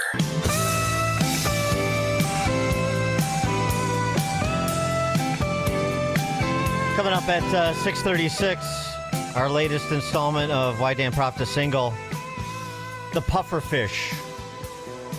The puffer fish. I'll explain. 6:36, now we check the headlines. Good morning, 52 degrees in Chicago on AM 560 The Answer. I'm John Cruz in the QC Kinetics newsroom. Mainly sunny today, highs in the mid-70s, storms rolling in tomorrow. As the war in Iran enters a fifth week, President Trump could be setting his sights on taking Iran's oil. That coming in a Truth Social post overnight. It comes as the administration reportedly looking at possibly using ground troops in the region. Trump said negotiations continue to go well, but you never know, quote, with Iran. Authorities looking for a person of interest after a teenage girl was killed in a shooting in unincorporated Glenview. The Cook County Sheriff's Office's 16-year-old Lily Bova was shot and killed on Saturday at a home in the 3600 block of South Salem Walk. That teen, a sophomore at Glenbrook South High School. The investigation's ongoing. And the Chicago Board of Education expected to approve Dr. Macklin King as permanent CPS CEO. If appointed in this morning's meeting, King's starting salary will be $380,000 per year, which is more than her predecessor, Pedro Martinez, who was fired from the job. This report, a service of Fox Valley Coins, currently buying all gold and silver bars and coins, silver dollars, rare date proof, and mint sets. Visit foxvalleycoins.com. Check up the traffic coming up in 2 minutes on AM 560 The Answer. Mike Gallagher tries to keep it civil. Is this battle about Israel, and that's what it seems to be about, representative of what's going on within the Republican Party, sort of writ large? That's another tricky part of this. I don't know the answer to that. I would like to think that every one of these podcasters who are currently at war with each other are on the same team. The Mike Gallagher Show. Weekdays at 9 on AM 560. The Answer. Your family and friends love you, but they hate seeing you in pain all the time, especially heading into vacation season. Allow me to recommend my friends at QC Kinetics. They will take care of your pain and let you go right on with your day. It's that easy. Listen, if you answer yes to more than one of these questions, then you're a great candidate. Do you have consistent joint pain in your knees, hips, shoulders, or back? Does pain rob you from a good night's sleep? Are you missing work or saying no to activities you love? Are you taking painkillers? If this is you, then today could be the day to turn that corner and get real relief. With 5 Chicagoland locations and weekend appointments, QC Kinetics treatments are easy, done in the office. Consultations are free. I've seen the results in person myself, and I personally recommend QC Kinetics. So don't wait. This will be the most meaningful thing you can do for yourself and those that love you. Call now 312-827-6261. That number, 312-827-6261. Once more, call QC Kinetics at 312-827-6261. Hey, this is Sean Thompson. You know, most of us spend our entire lives in the paycheck mode. You work, you get 30% taken from the G, you pay your bills, repeat and rinse. And that's how time goes by. Then all of a sudden you're old. Retirement hits. Suddenly, you're the one who has to figure out your paycheck that isn't there anymore. Markets are bumpy, prices are up, things can get stressful real fast. That's why having a real income plan matters. Tom Fortino and the team at Alpha Wealth Group can help you build a strategy to turn your hard-earned savings into a reliable retirement income. They coordinate with your Social Security and your tax planning so you can stop wondering if you're withdrawing the right amount at the right time. Tom Fortino and the people of Alpha Wealth Group have been doing this for 30 years. They can help you by giving you a complimentary retirement roadmap. And all you have to do is call 630-864-6711.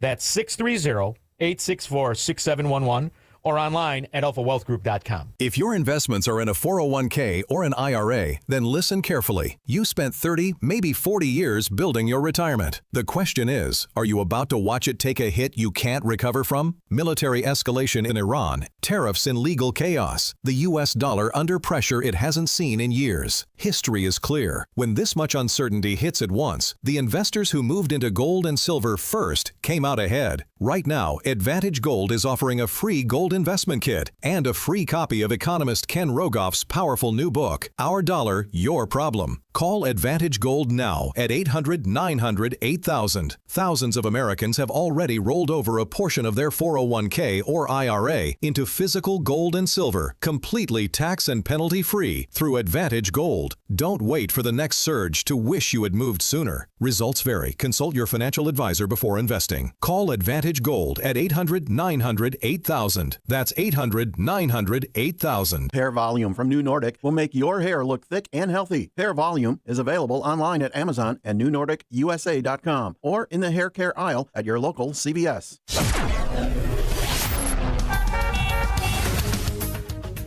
Taking a look at the roads from the Team Hochberg Traffic Center, I'm Sue Aller. Starting off with the crash on the Reagan Memorial, it's eastbound right at the Tri-State, and then on the west side, Jackson Avenue is shut down both ways between St. Louis Avenue and Homan Avenue with an accident investigation. 15 minutes both ways on the Edens from Lake Cook to Montrose, 19 in, 21 out on the Kennedy from O'Hare to the Burn Interchange, 15 both ways on the Ike from Wolf to the Old Post Office, 28 in, 22 out on the Stevenson from Veterans Memorial to Lakeshore, and 17 inbound on the Dan Ryan from 95th to the Burn Interchange. Outbound is 11. This report is sponsored by the Hartford Auto Insurance. Wait until you hear this. You could save hundreds by switching to AARP Auto Insurance from the Hartford. Visit trusthartford.com. The Hartford, your protection is their passion. The Hartford Insurance Group, Inc. pays royalty fees to AARP for the use of its intellectual property. AARP and its affiliates are non-insurers. Savings vary. Chicago's Morning Answer continues next, but now the latest forecast from the Air Right Heating and Cooling Weather Center. Today we are expecting temperatures to reach a high of 76 degrees, nearing the record high of 79 degrees set back in 1998. The day will start with sunny skies, but will gradually become cloudier as it progresses. I'm meteorologist Jason Caterina on AM 560, The Answer. Get the latest weather, traffic, and news updates online at 560theanswer.com. This hourly segment is brought to you by Goldilocks, offering 24/7 security solutions for homes and businesses. Call them today at 708-889-5600. Now, from the Signature Bank Studios. Time now for another reason why Dan Proft is single.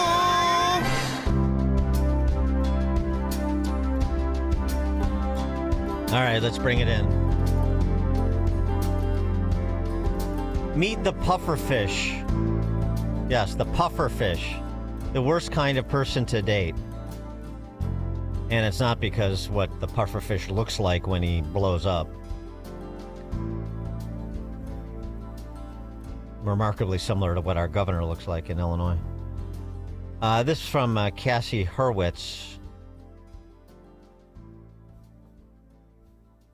And by the way, this sort of dovetails into another phenomenon we talked about on our last installment of Why Dan Proft is Single, which is the ghostlighting. Ghosting and gaslighting, that portmanteau. Miss Hurwitz writes, during my Hinge days, at least 50% of the dates I went on went like this. After seeing each other a handful of times, the person I was seeing asked a question or made a comment that felt off. No, they weren't revealing they're married, but they would say something that seemed a little too intimate. Maybe they referenced a far future or asked if I plan to get married someday. Or maybe their tone shifted more broadly, and now they seemed to like me, possibly even love me a little bit too much. My instinct? Dump them.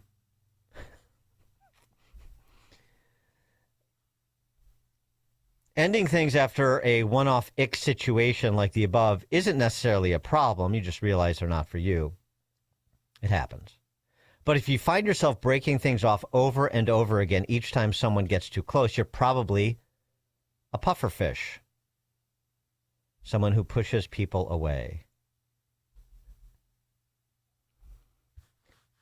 After reading this piece, I'm trying to decide if I'm the pufferfish or they are, actually. See if you can assist. Also, if you are or have experienced this, please chime in with your puffer fishing story. Puffer fishing is the basis of a trend popularized by Katie Morton, a licensed marriage and family therapist. Oh, boy. It's an impressive credential. And of course, this is my favorite line of the whole piece. A licensed marriage and family therapist, so she must be a stable, balanced person dispensing important advice. She learned the concept back in her 20s from her therapist. Pay it forward. All these people that are on the shrink's couch from their young adult life to their not so young adult life. Maybe that has something to do with my damn perhaps a single too, but I digress. After yet another short-lived relationship ended in her calling it quits, the concept of the pufferfish, the person who, I guess, is credited with developing it. The therapist pointed out that the cycle is probably a result of Morton being afraid of vulnerability. Her therapist said to her, I guess her therapist is the one who gets credit for this, because her therapist said to her, you're a pufferfish. If somebody gets too close and you start to feel vulnerable, you stick your spines out instead of communicating. Is that you? Is that me? Is that someone you know? 312-642-5600 to give us a call or text with your pufferfishing stories and any other related phenomena, pathologies, sociopathic conduct. For Morton, pufferfishing, the woman who's the licensed therapist who learned about pufferfishing from her therapist. For Morton, pufferfishing began with romantic relationship, but it's behavior that can also appear in friendships or familial relationships. Here's the advice you need on recognizing pufferfish tendencies and learning how to manage them. When there's someone in your life who keeps puffing up, or you're guilty of doing it. Okay. The little self-diagnosis here. Please, you can do so along with me. Puffer fishing is most likely going to look like avoidance, explains another therapist. A puffer fish might not text back for a while, not reach out, avoid initiating plans, or not express curiosity in someone else's life. Morton says in her life, puffer fishing manifests as ghosting or wanting to cut off communication as quickly as possible. But it also might also look like being combative with someone. For example, always picking a fight when things get serious, to self-sabotage the relationship. Puffer fishing is really just protecting ourselves. It's a primal instinct to make sure we're okay. We think of protection as physical, but in this case, it's emotional, and that's just as important.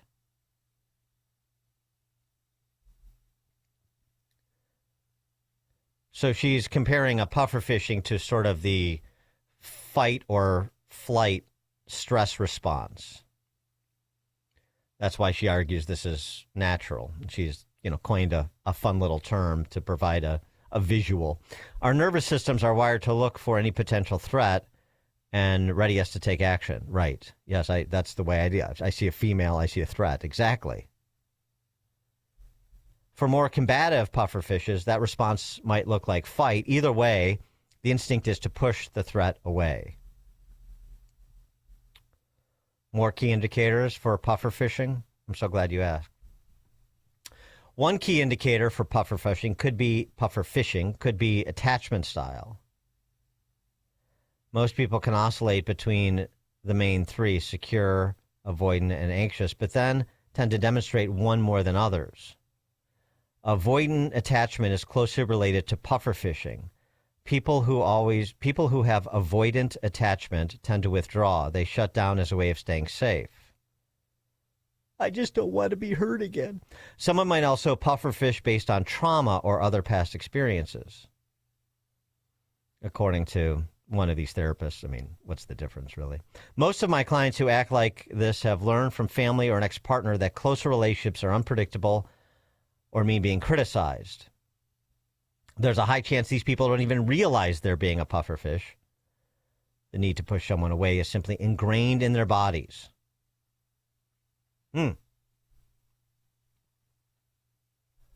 Text from 630. I would welcome a pufferfish at this time. Most of the dates I've been on are with jellyfish, spineless amoebas that are just there at the end of the date. It's just me and my eel. just me and my eel. Thank you for that, Dave in Geneva. Okay. There's somebody who definitely should be under the care of a therapist. How to get over pufferfishing? Try to offer the problem and the solution. This installment. Try to, those who can't teach sort of thing. Eliminating the behavior completely isn't the goal.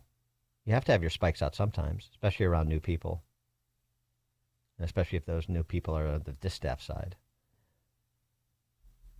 So what do you have to do? Acknowledge your patterns. What drives my clients to want to change is when they feel like they've sabotaged a relationship with someone they really cared about. It's not until they're really hurt by their own actions that they have a wake-up call. Acknowledge your patterns.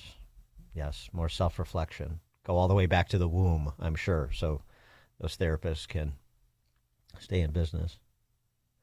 This one therapist says, even after 18 years into her marriage, she's still working on it. But she's learned that she pufferfishes because she's afraid of someone disappointing or hurting her after she's allowed them to get close to her. Knowing this, she can turn to the next step, which is leaning in. All right.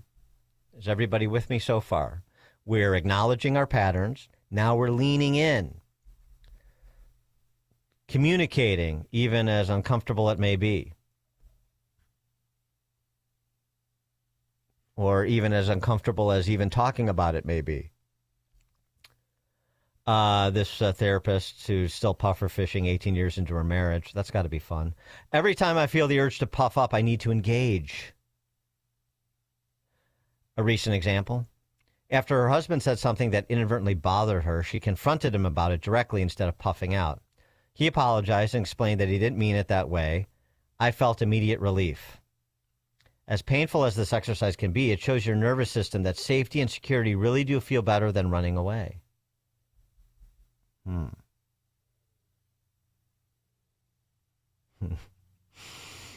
Another example. Leaning in.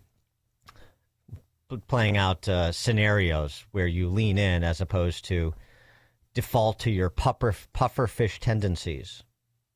If a friend didn't invite you to a group hang or hasn't answered one of your texts, a pufferfish might feel the urge to give them a taste of their own medicine. Like, what? Tell them to, go frack themselves or something prickly. Fight this feeling. Morton says she's learned, this therapist, 18 years, still pufferfishing. Morton says she's learned to speak up when she feels left out. Most of the time she discovered there was nothing insidious going on. Rather, the friend simply didn't think she'd want to join. We create a problem where none had to exist, she says. Is that pufferfishing or just sort of endemic to the... If the thought of telling someone they hurt your feelings, if the thought of telling someone they hurt you feels like a gut punch, you can engage in different ways. Clear, calm conversations about expectations or boundaries can help prevent that need to puff up. As opposed to, say, throwing bar stools like that bachelorette chick. For example, again, this is all from these licensed therapists, so I'm just recounting these experts. If you're feeling overwhelmed and need a night to yourself, you can tell your partner plainly, just mention that you'll talk to them the next morning so they're not feeling like you're running away.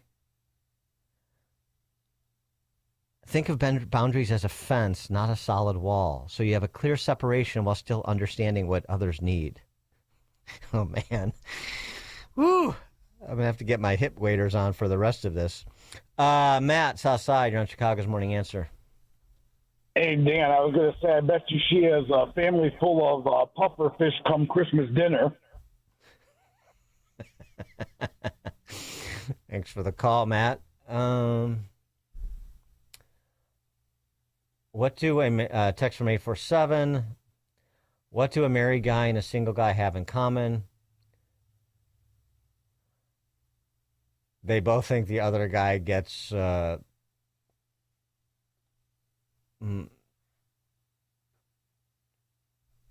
more often. Put it that way. Could just sanitize this for FCC reasons. I'm not talking about that specifically. We're talking about this, the psychological warfare that is played. And maybe thinking about it as psychological warfare is one of the things a pufferfish does. I don't know.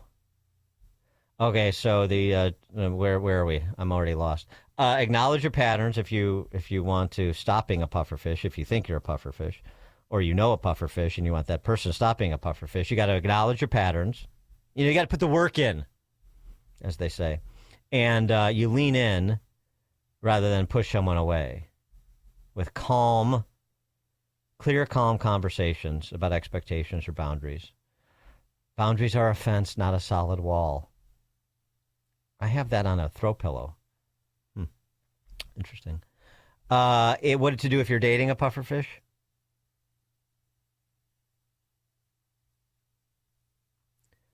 Don't ask them if they're upset. We're not going to respond well to that. Instead, frame it as a check-in. Say, I've noticed you've been a bit more distant lately. You insufferable bitch. No, don't do that. I've noticed you've been a bit more distant lately. Or something like this. I saw you weren't responding in my family group chat.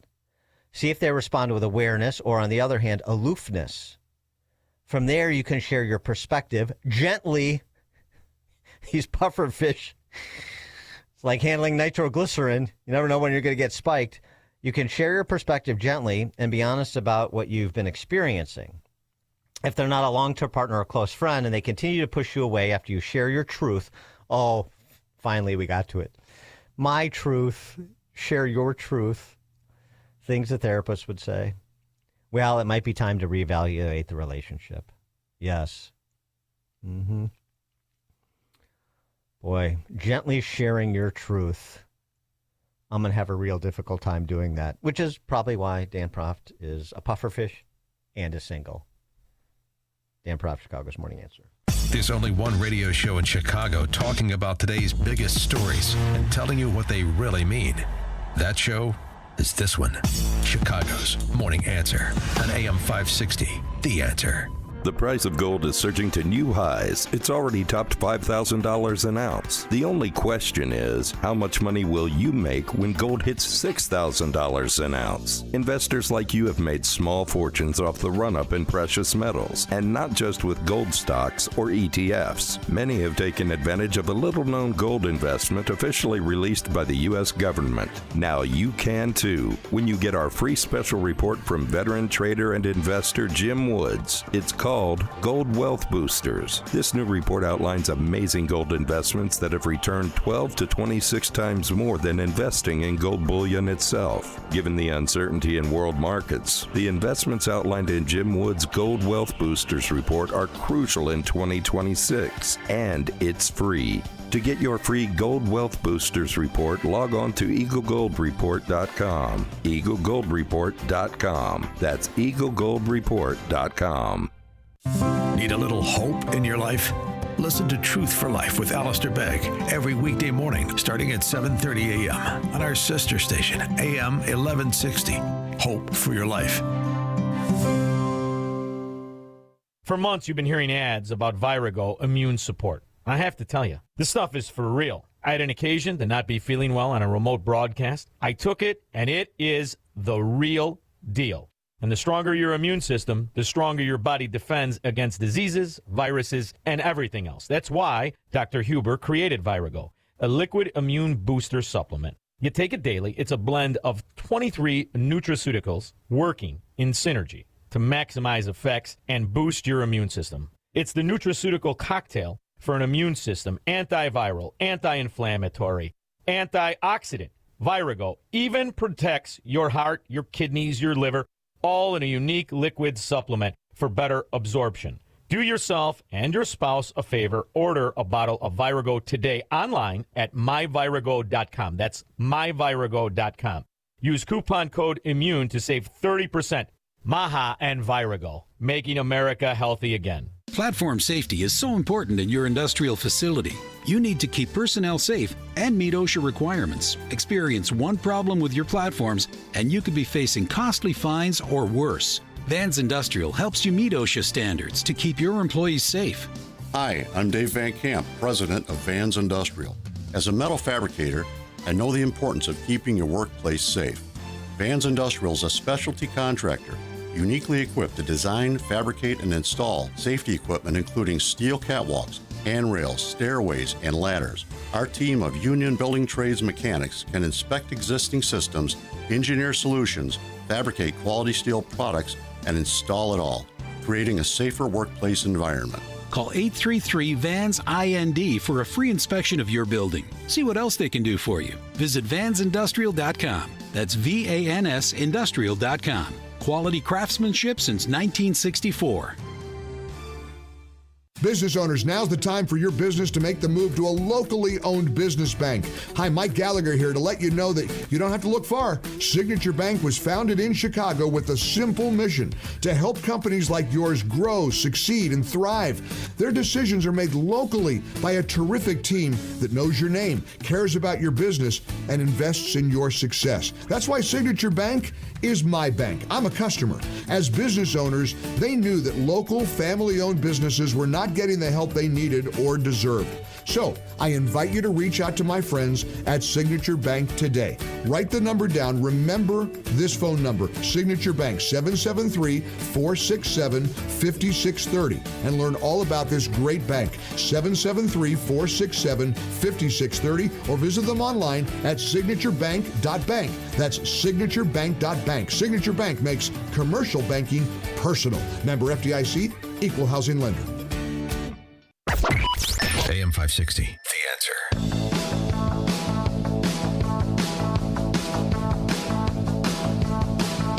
All right, coming up at 7:07, our weekly conversation with former Pentagon official, Special Forces officer, Stephen Bucci, now at the Heritage Foundation. Ground troops, we're going to have ground operations in Iran? That's a question mark. We'll get his perspective on that. Marco Rubio saying the campaign will last another 2 to 4 weeks, telling Western allies that.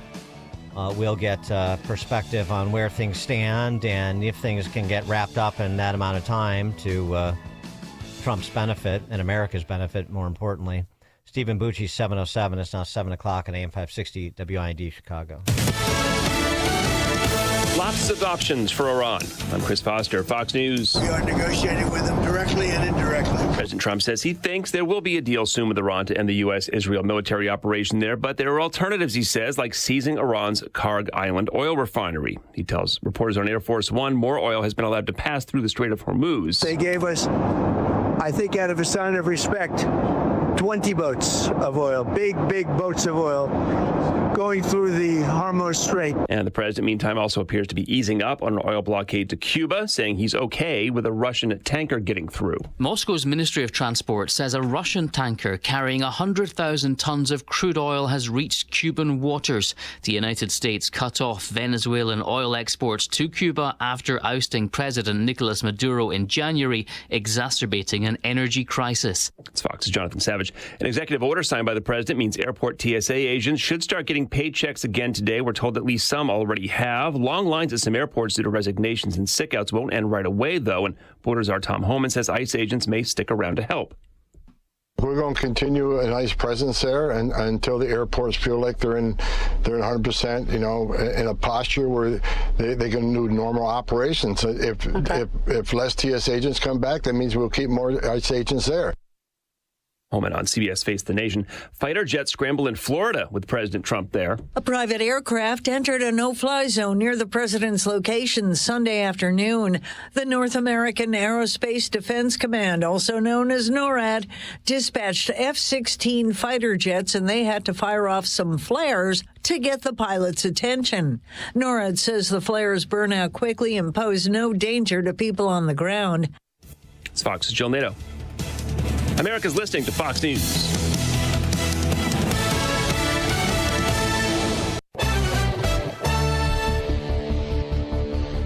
Good morning, 53 degrees in Chicago on AM 560 The Answer. I'm John Cruz in the QC Kinetics newsroom. Partly cloudy today, highs in the mid-70s, but we got a good chance of storms coming in starting tomorrow. Private funeral services for the Chicago firefighter who died this month will be held tomorrow. The family of Michael Altman will have an invitation-only service at Blake Lamb Funeral Home. The services were originally set for Friday, but were rescheduled after Altman's wife went into labor on Thursday. Altman died battling a blaze March 16th on the city's far north side. A man accused of setting that fire facing murder and arson charges. A man charged with attempted murder after being accused of breaking into a home in Huntley. Police officers found Juan de la Cruz Lopez hiding in a home on Sierra Glen Road on Friday night. He was taken into custody.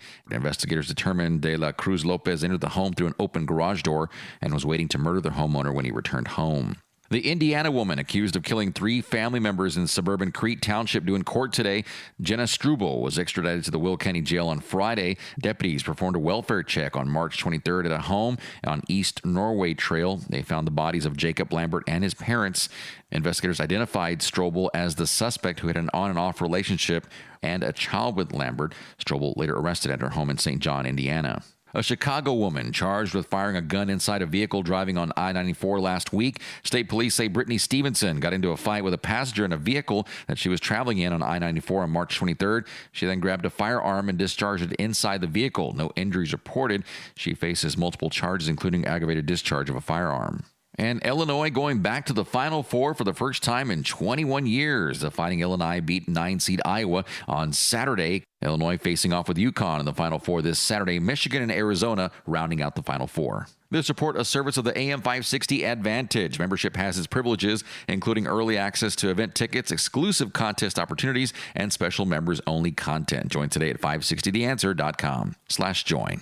A check of the roads coming up in 2 minutes on AM 560 The Answer. Scott Jennings doesn't trust some in Washington. This buffoon, Chris Murphy, he's on the Senate Intelligence Committee. He keeps saying crazy things. I think this guy, honestly, is walking into these Intelligence Committee briefings and coming out and lying through his teeth to the American people under the guise of, well, I've seen these things. You can't see it, but let me tell you. I think it's awful. The Scott Jennings Show, weekdays at noon, right before Hugh Hewitt at 2 on AM 560. The Answer. If you don't care about saving 50% off your wireless bill for the same 5G coverage the big guys are charging a fortune for, maybe you care about keeping jobs in America. Pure Talk does. They've pledged to run their entire operation from this country, including all their customer service. Or maybe you care about our nation's veterans. Pure Talk does. They've donated hundreds of thousands of dollars to America's Warrior Partnership, a fantastic organization working hard to prevent veteran suicide. Or maybe you care about closing America's skills gap. Pure Talk does. They're a proud supporter of MicroWorks. They're helping my foundation train the next generation of skilled workers. Don't get me wrong. Saving money's great, and you'll save plenty with Pure Talk. But if you want to be in business with people who share your values, Dial pound 250, say micro, and switch to an American wireless company that actually stands for something. Pure Talk. You know what really keeps me up at night? It's the criminals feel more and more bold. They have no fear of any consequences because there are none. So I did what anyone with a family should do. I called Goldilocks. They're not just some cookie-cutter security company. Goldilocks has been protecting Chicagoland homes and businesses for 4 decades, 40 years. And they actually listen. Their technician comes out to the house. He takes a look at what you need to make your house a smart home with a security system you can monitor from anywhere. It's built specifically for me and my family. Motion sensors, smart locks, cameras, monitoring, all customized. I don't trust anybody in Illinois to protect my family. I do it, and I did it by calling Goldilocks. I trust Goldilocks to keep my house, my property, and my family safe. Tell them Sean Thompson sent you, and Goldilocks will include 3 months free monitoring with any new installation. Call Goldilocks at 708-889-5600. That's 708-889-5600. Or visit them online at GoldilocksInc.com. Taking a look at the roads from the Team Hochberg Traffic Center, I'm Sue Aller. 15 both ways on the Edens from Lake Cook to Montrose. You've got 25 in, 27 out on the Kennedy. From O'Hare to the Byrne Interchange, the express lanes inbound slow down between Division Street and Ohio Street. 20 in, 18 out on the Ike from Wolf to the Oak Post Office. 36 minutes inbound on the Stevenson from Veterans Memorial to Lakeshore. Outbound is 23. You've got 20 in on the Dan Ryan from 95th to the Byrne Interchange. Outbound looks great at 11. We are shut down on the west side on Jackson Boulevard both ways between St. Louis Avenue and Homan Avenue with an accident investigation. This report is a service of Salem Surround, a local digital marketing agency providing high-performing digital solutions to surround your target audience. Go to surroundchicago.com today. Chicago's Morning Answer continues next, but now the latest forecast from the Air Right Heating and Cooling Weather Center. Today, we are expecting temperatures to reach a high of 76 degrees, nearing the record high of 79 degrees set back in 1998. The day will start with sunny skies, but will gradually become cloudier as it progresses. I'm meteorologist Jason Caterina on AM 560, The Answer. Get the latest weather, traffic, and news updates online at 560theanswer.com. Now, from the Signature Bank Studios. This is Chicago's Morning Answer with Dan Proft on AM 560. The Answer.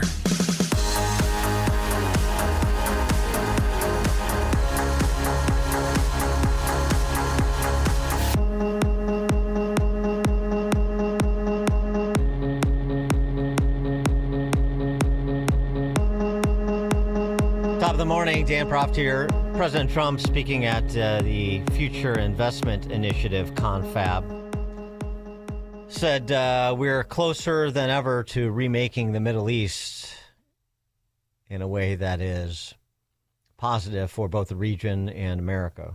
As you know, we're gathered at a moment of bold action and historic decision to make America and our allies safer and stronger, more prosperous, more successful than ever before. That's what's happening. Tonight, we're closer than ever to the rise of the Middle East that is finally free at last from Iranian terror, aggression, and nuclear blackmail. That's what's happened. It was nuclear blackmail for years and years. And beyond that, it was blackmail, period. Under my leadership, America is ending the threat posed by this radical regime, decimating Iran's capabilities with Operation Epic Fury, something that nobody's ever seen anything quite like it. We have the most powerful military in the world by far. I built it in my first term. Remember, I said $1 trillion. They all said, what do you mean $1 trillion? $1 trillion. Every year, another trillion, the next, another trillion. We have the best people. We have by far the best equipment. We have weapons that nobody's ever seen before. We have weapons that nobody even knows about, except for a few of us. For 47 years, Iran has been known as the bully of the Middle East, but they are not the bully any longer. But there's still some matters to attend to, clearly, because there's been no cessation of hostilities, even as negotiations are happening in some form or fashion, maybe with the facilitation of the Pakistanis, at least in part. At that same confab, though, Trump also spoke of the opening of the Strait of Hormuz, which is on the to-do list, or so is potentially renaming the strait, apparently. We're negotiating now, and it'd be great if we could do something, but they have to open it up. They have to open up the Strait of Hormuz.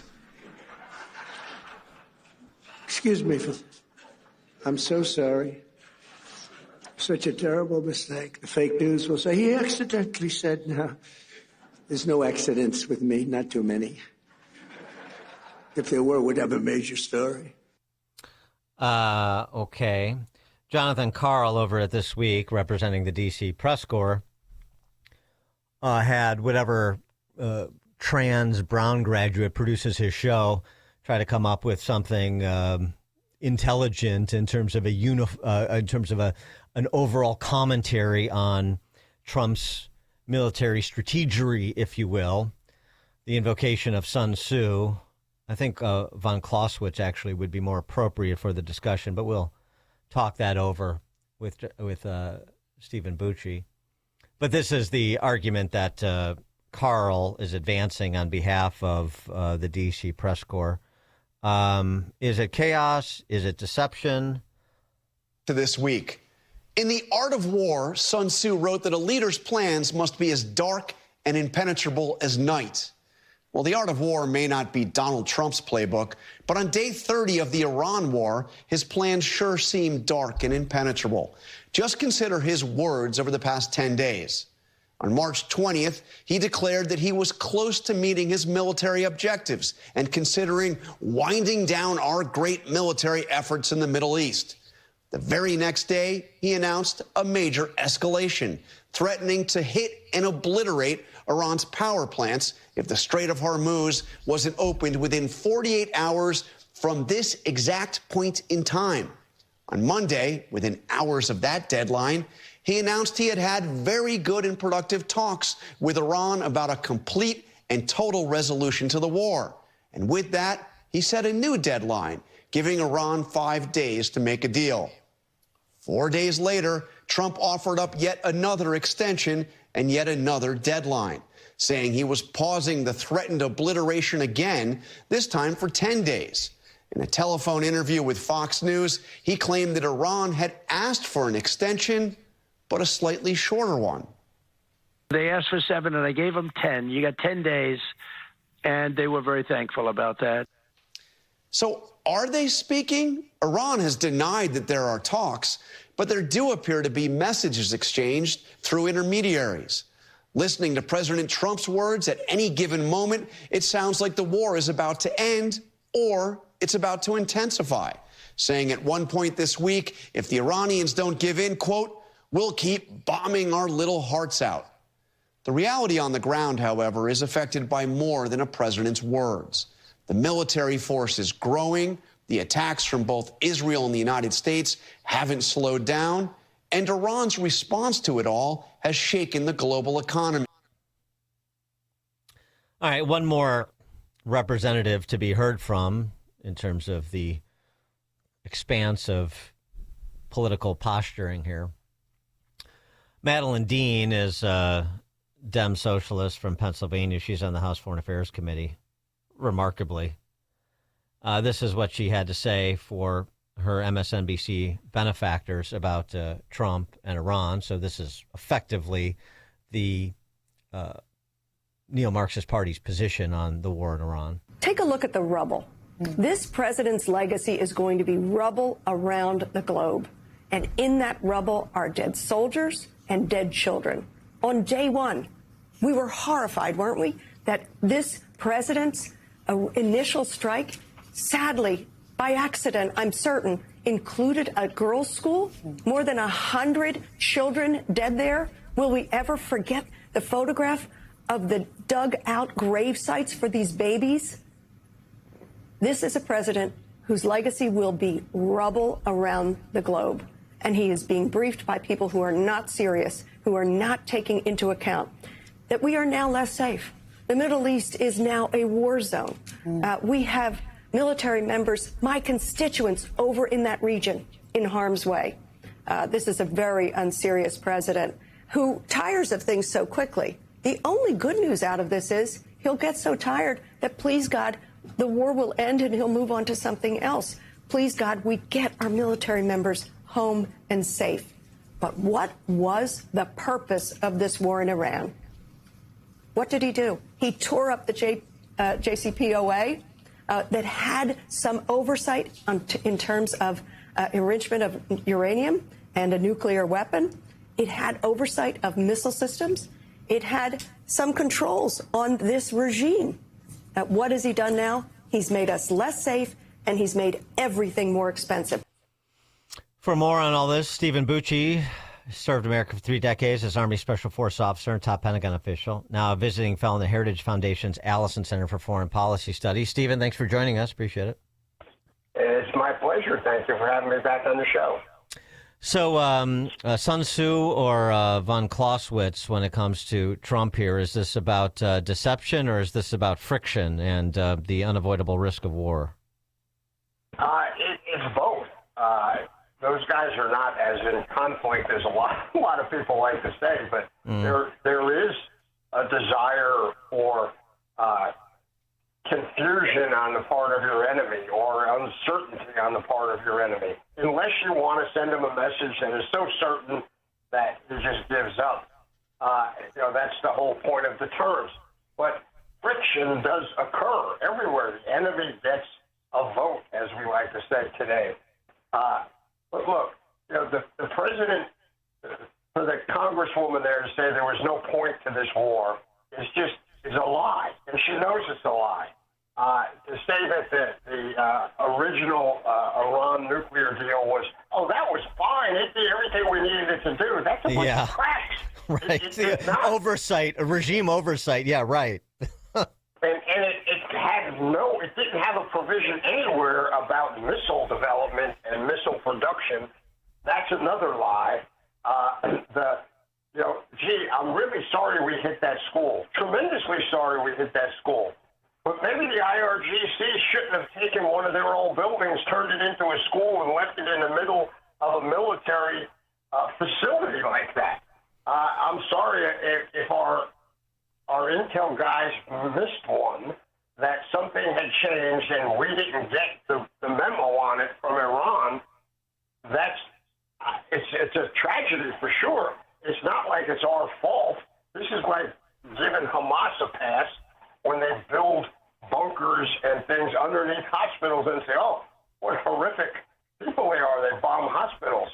Yeah, well, don't put your missile sites right next to the hospitals. That one was a really classic leftist diatribe that's based in little or no fact whatsoever. Look, President Trump is the big negotiator. That's his thing. And the way you negotiate is you offer some carrot and you offer some stick. And he does that all the time. I'm still not convinced that, we're going to invade mainland Iran with the ground troops that are over there, though we're getting more and more people.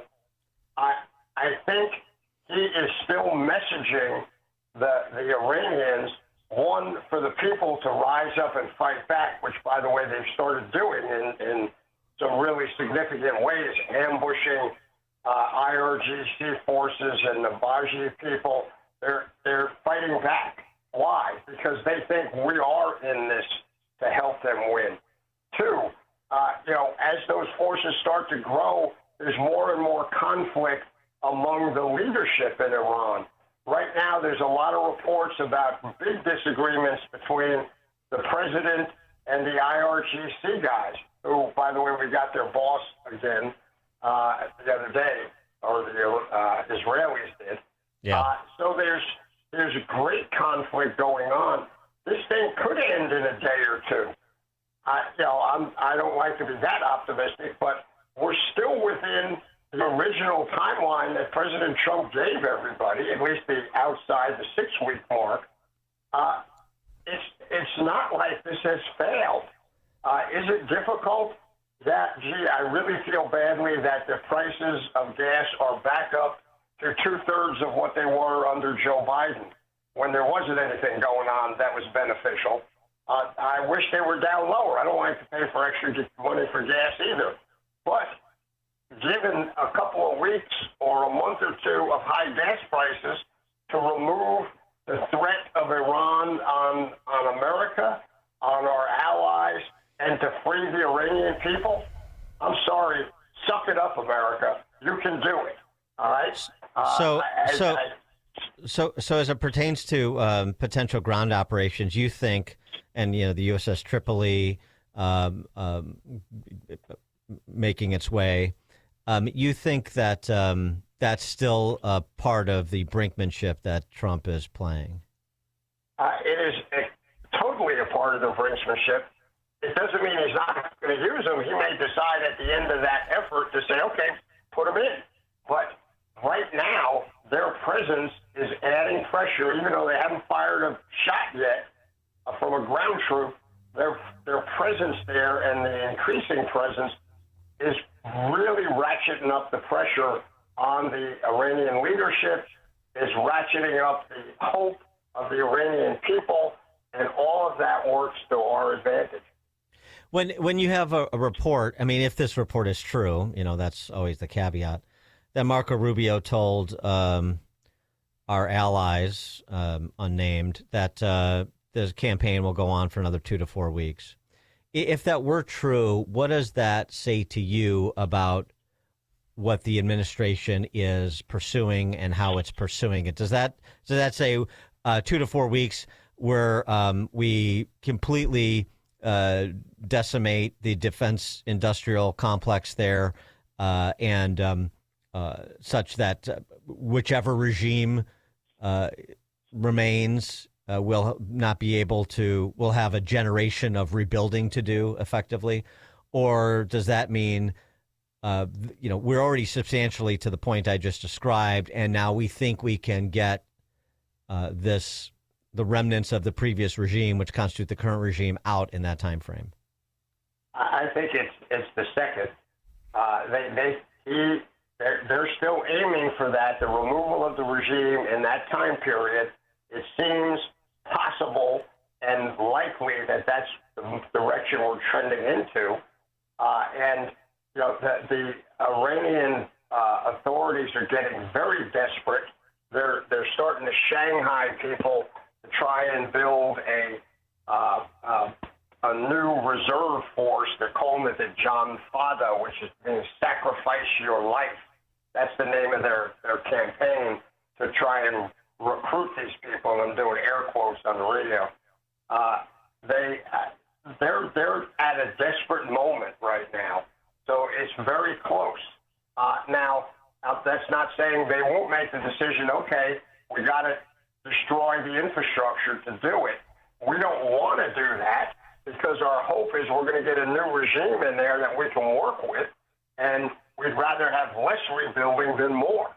But if it takes the bigger amount of destruction of the industrial base, you know what? If a new regime comes in there that's amenable to working with us, we'll be the first ones to help them rebuild it. But we cannot allow the old regime to stay there, because they're true believers. They're just going to start rebuilding, and not rebuilding hospitals and schools first. They're going to start rebuilding missile sites and missile production facilities again. And we just can't allow that. How should we interpret the reports that Israel is expanding its military operation against Hezbollah in Lebanon? Meanwhile, the Houthis that were on the sidelines, the terrorists from Yemen that were on the sidelines previously,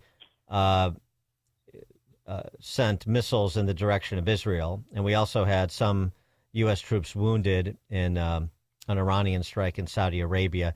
Is that, I mean, do those things signify anything more substantial than just the nature of the variables and the actors in the region? Does it say something about the larger mission and the success of it at present, or are those just sort of ancillary matters, variables that could go either way, but they're on the margins? They are not at the heart of the issue, but they are important, particularly for Israel. Look, Israel thought they had convinced Hamas to stop doing the crazy stuff, Hezbollah, and they did for a while. They did not get involved. Then, obviously, Iran said, look, if you guys want us to help you at all in the future, you got to get into this. So they did. The Israelis and the Lebanese said, you know what? We tried to be nice. The Lebanese said, you guys come and do what you need to do, but please don't kill the rest of us because we're not part of this. It's just Hezbollah. Get them. And they even grabbed the Iranian ambassador over the weekend and booted him out of the country in a very, very undiplomatic way, by the way. So the Lebanese are standing up, and they're happy. They don't like to see their country damaged, but they realize it's not Israel's fault. It's Hezbollah's fault. That's Israel's issue, and I think they'll get that under control.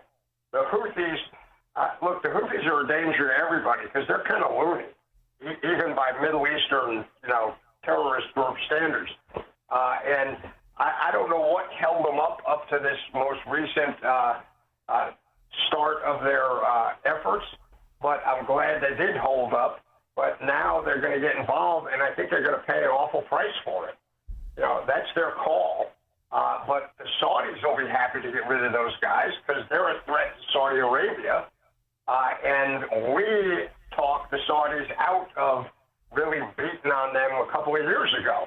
I think the Saudis are going, man, you should have let us take these characters out back when we were doing it before. The unity around the Middle East is just tremendous, man, against Iran, and to remove these guys who have caused the disruption of the region for decades.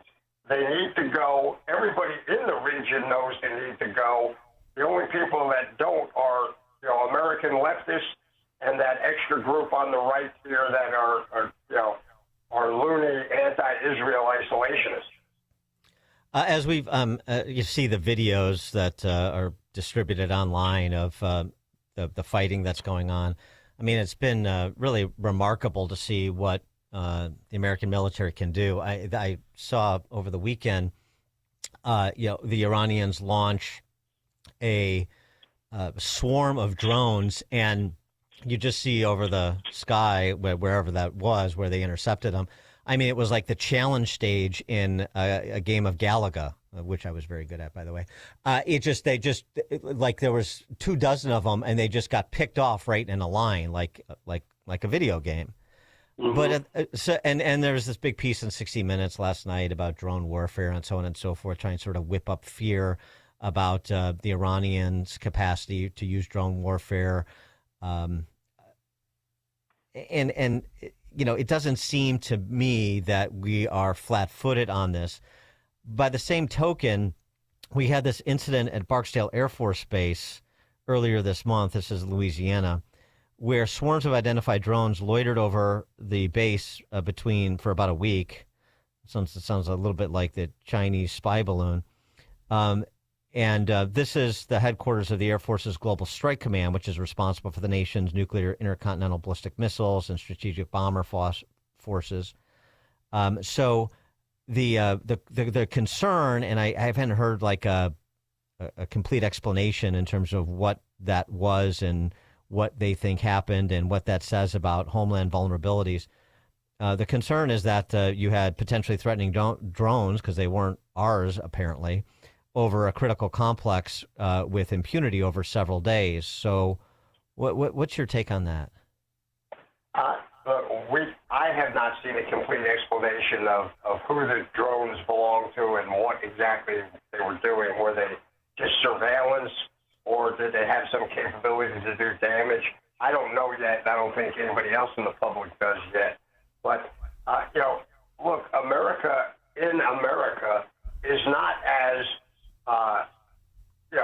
spun up on protecting ourselves as somebody like me would be comfortable with. like to think, well, this is America. I can just go about my life. 2 weeks after 9/11, everybody was whining because they were checking people at gates of going into military facilities, and it was slowing them down because they wanted to play golf at the military golf course. We tend to get really lazy intellectually really fast when it comes to threats. We clutch our pearls, and then the next minute look, this is just inconvenient, so it should stop. I think we're now taking actions that are a little more strenuous than that around our bases. The police forces are realizing there are people out there with that are radicalized, that want to do harm, both to governmental facilities and to civilians, particularly Jewish facilities. There's a lot of that going on, and meanwhile we're having a fight in Congress over funding DHS, who's supposed to be doing that job.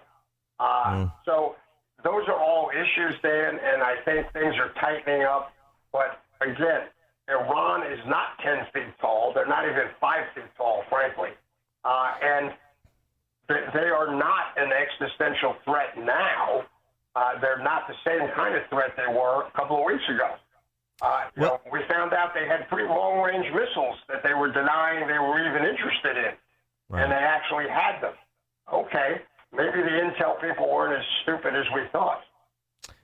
Washington Post columnist Mark Thiessen wrote over the weekend that Al-Qaeda has reconstituted itself in Iran. It's no longer in Pakistan or Iraq. It's reconstituted in Iran, and there's some concern that the Iranians, the Iranian theocrats, could join up with Al-Qaeda and use essentially dirty bombs, even though Al-Qaeda is Sunni. Obviously Iran also works with Hamas, which is Sunni. That this alliance of convenience or of necessity with other terrorist organizations that have found safe haven in Iran, is that a real concern? Or is, Al-Qaeda, like these other Iranian proxies, just sort of part of what has been built into the price? It is a thing of concern. We don't want any of these various groups working together against us, but it is something we always watch. Even the unlikely ones like Al-Qaeda with Iran, right? Ideologically, theologically different, but they can make common cause against us because they all hate us. Russia fiddling around and sending things to Iran and giving them intel. To be honest with you, I'm hoping we're sending some strong messaging to Russia to stop the nonsense as it affects us directly, because we will hit them over that stuff. All those things are concerns, and whenever you do some sort of operation like this, there's going to be people who get upset about it and want to do something back to us. That's not like that's a surprise. Nobody in the administration said, we'll do this and everybody in the world will be happy except the Iranians. Well, most of them are happy, but there's still going to be some people that would like to leverage this situation, particularly the discord inside the United States, where suddenly, you got Rachel Maddow, my favorite commentator, who was beating Trump up last year because it wasn't hitting Iran, and now suddenly hits it, and oh my God, it's an existential crime. And they're all like that. The entire Democrat Party is thinking like that. It's nuts. Stephen Bucci served America for 3 decades as an Army Special Forces officer and top Pentagon official. Now visiting fellow in the Heritage Foundation's Allison Center for Foreign Policy Studies. Stephen, thank you as always.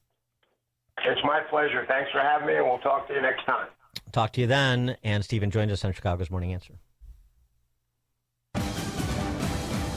Good morning. 53 degrees in Chicago on AM 560 The Answer. I'm John Cruz, the QC Kinetics newsroom.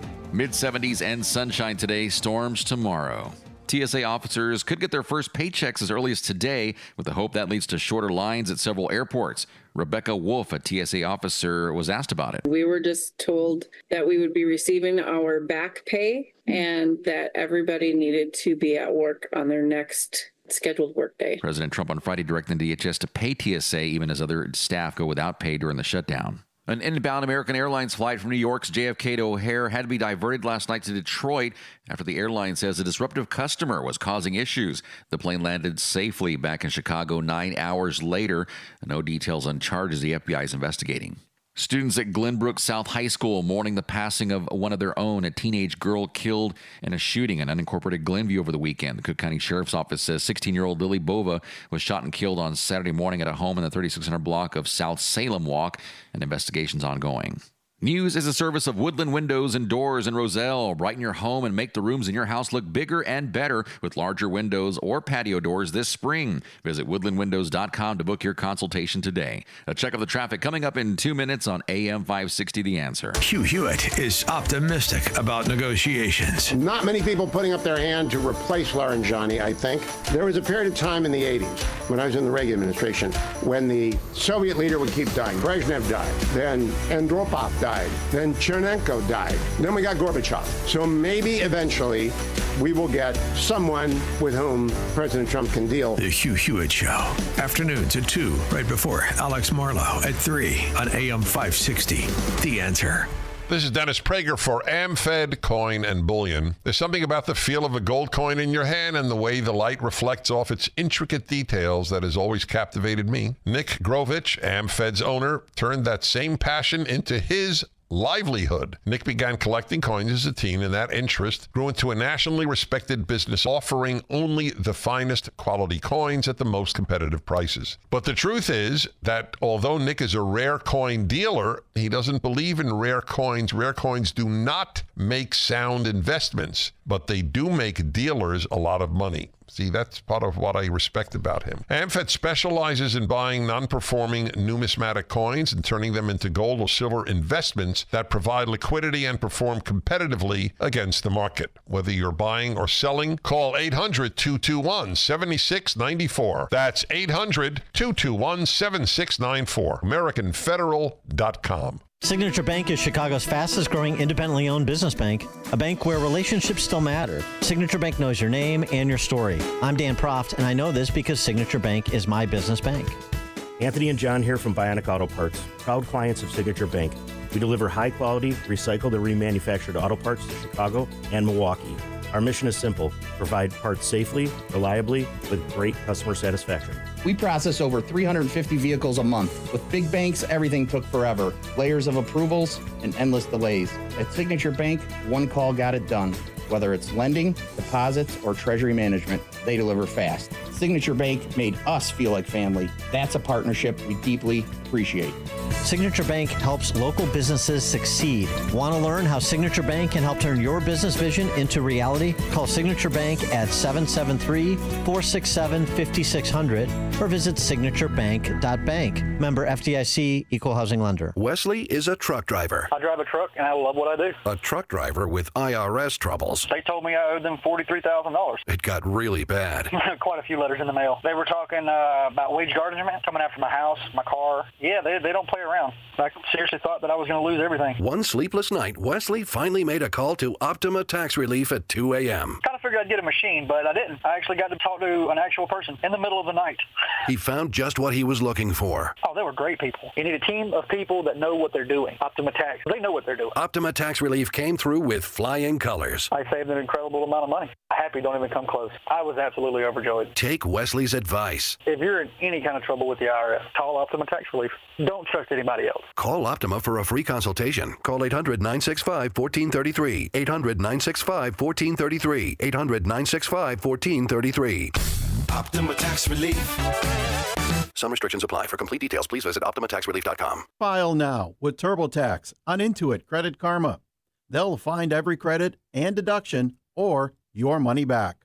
File in the Credit Karma app. Taking a look at the roads from the Team Hochberg Traffic Center, I'm Sue Aller. 16 inbound and outbound on the Edens from Lake Cook to Montrose. Stop and go inbound on the Kennedy at Jackson Boulevard with a flipped over car. So it's 34 in, 29 out from O'Hare to the Bourne Interchange. Jammed inbound in the express lanes from Damon Avenue to Ohio Street. 30 in, 33 out on the Ike from Wolf to the old post office with a collision at Wolf Road taking down 3 lanes. Stop and go eastbound on the Reagan Memorial from the Tri-State to the Ike. And inbound Stevenson from Veterans Memorial to Lakeshore is 34. Alpine is 23. 20 in, 11 out on the Dan Ryan from 95th to the Burn Interchange. Stop and go northbound Lakeshore Drive between Bryn Mawr Avenue and Hollywood Avenue. This report is sponsored by Aleve. At some point, body pain may creep in and become your reality that day, but Aleve is here to help you moving. One pill gives you up to 12 hours of body pain relief, so don't let pain hold you back. Try Aleve today. Use as directed. Chicago's Morning Answer continues next, but now the latest forecast from the Air Right Heating and Cooling Weather Center. Today, we are expecting temperatures to reach a high of 76 degrees, getting close to the record high of 79 set back in 1998. The day will start with sunshine, but will gradually become cloudier as it progresses. I'm meteorologist Jason Caterina on AM 560, The Answer. Get the latest weather, traffic, and news updates online at 560theanswer.com. Now, from the Signature Bank Studios. Only the biggest stories, only the biggest guests, and only the biggest opinions. This is AM 560, The Answer.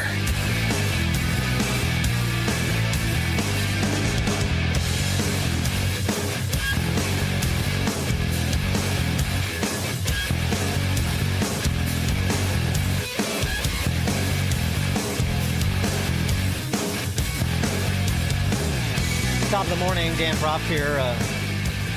White House Domestic Policy Advisor Stephen Miller on with Mark Levin the other day. I think nicely explaining the position of the neo-Marxist Party on illegal immigration. They like it. Radical, dangerous, crazy, and extreme the Democrat Party has become. They believe that every single illegal alien they imported into this country has a civil right to stay in this country. Their position is they get to import 20 million new illegal aliens into the nation, and that Americans are unable and disabled from being able to hold an election to reverse the migration that they imported here. And what do those illegal aliens bring with them? Well, we know most of them are on welfare, so it massively explodes the national debt. We know that it cripples our public education and our school system. You can just walk across the border and demand $20,000 a year in free education for your children from a property tax system that you have never paid into a day in your life. We know that it destroys our healthcare system.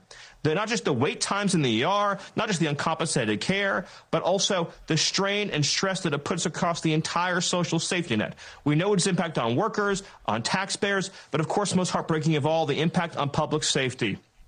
Since President Trump has been in office, we have arrested or removed 500,000, 500,000 illegal alien criminals. Just think about that. Think about the misery and heartache that is imposed on the nation from just those 500,000 that have been found and either arrested and charged with the crime or have been removed from the country.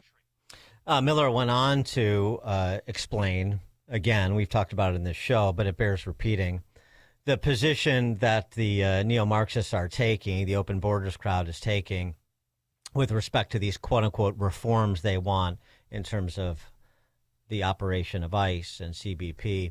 One of the things they wrap themselves in as phony constitutionalists, and they know they're frauds, is this idea that judicial warrants must be obtained. Everything requires a judicial warrant. And so this is just in keeping with the norms of American society, due process and judicial warrants, and they sound reasonable to the ignorant.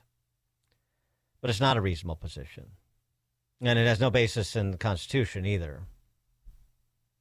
Congress explicitly stripped jurisdiction from Article 3 courts, right, from your district courts, your appellate courts, for individual deportation decisions, because it is physically impossible to hold an individualized federal district court trial for every single illegal alien. If you were to do that, as you mentioned, it would be a complete amnesty for virtually the entire illegal alien population. It would also mean that in every sanctuary city and sanctuary state where the judges are up and down hardcore, hardline liberals, there would be effectively zero deportations because those liberal judges do not authorize any single removal. Another very important point. The warrant process, the subpoena process, the federal trial process, Mark, these things are for criminal punishment, where you're being incarcerated in punishment for a crime. So if we arrest an illegal alien and we decide to charge them with, say, larceny, yes, they will be charged and tried for larceny in our judicial system. If they are simply being deported, that is not a criminal punishment. It is a civil process. We're far from being confined. They are being set free in their home country. There is no criminal issue to adjudicate. An illegal alien from Mexico is simply being set free where they belong in Mexico. The idea that we would spend 1,000 trial hours on each of these cases, as you mentioned, it has one purpose, which is to crash the entire system in on itself. And there's Stephen Miller putting that Duke Law degree to use. We mentioned this back in January. We tackled this issue when this was the cri de coeur in Minnesota. Jimmy Percival, who is the general counsel for DHS, had a good piece in the Journal on this, and essentially echoes what Stephen Miller is saying, but let's just be even more explicit about it. You're talking about the rule of law. Nobody's above the law, except illegal aliens, according to the neo-Marxist party. But Jimmy Percival, writing in the Journal, illegal aliens don't have the same rights as citizens. You don't say. Under federal immigration law, officers may issue an administrative warrant, which means that the probable cause finding is made by an executive branch officer rather than a judicial officer. This is consistent with the broad judicial recognition that illegal aliens aren't entitled to the same Fourth Amendment protections as U.S. citizens.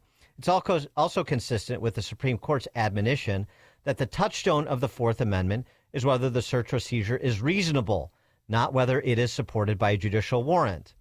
In Abel v. U.S., 1960 case, the justice recognized that there is, quote, overwhelming historical legislative recognition of the propriety of administrative arrest for deportable aliens, unquote. It couldn't be more straightforward. And neither could the deception of the open borders crowd be more straightforward. For more on all of this and more, pleased to be joined by Brian Longren, Director of Strategic Communications and Content for the Federation for American Immigration Reform, FAIR, and co-host of the No Border, No Country podcast. Brian Longren, thanks for joining us and appreciate it. Hi, Dan. How are you? Good.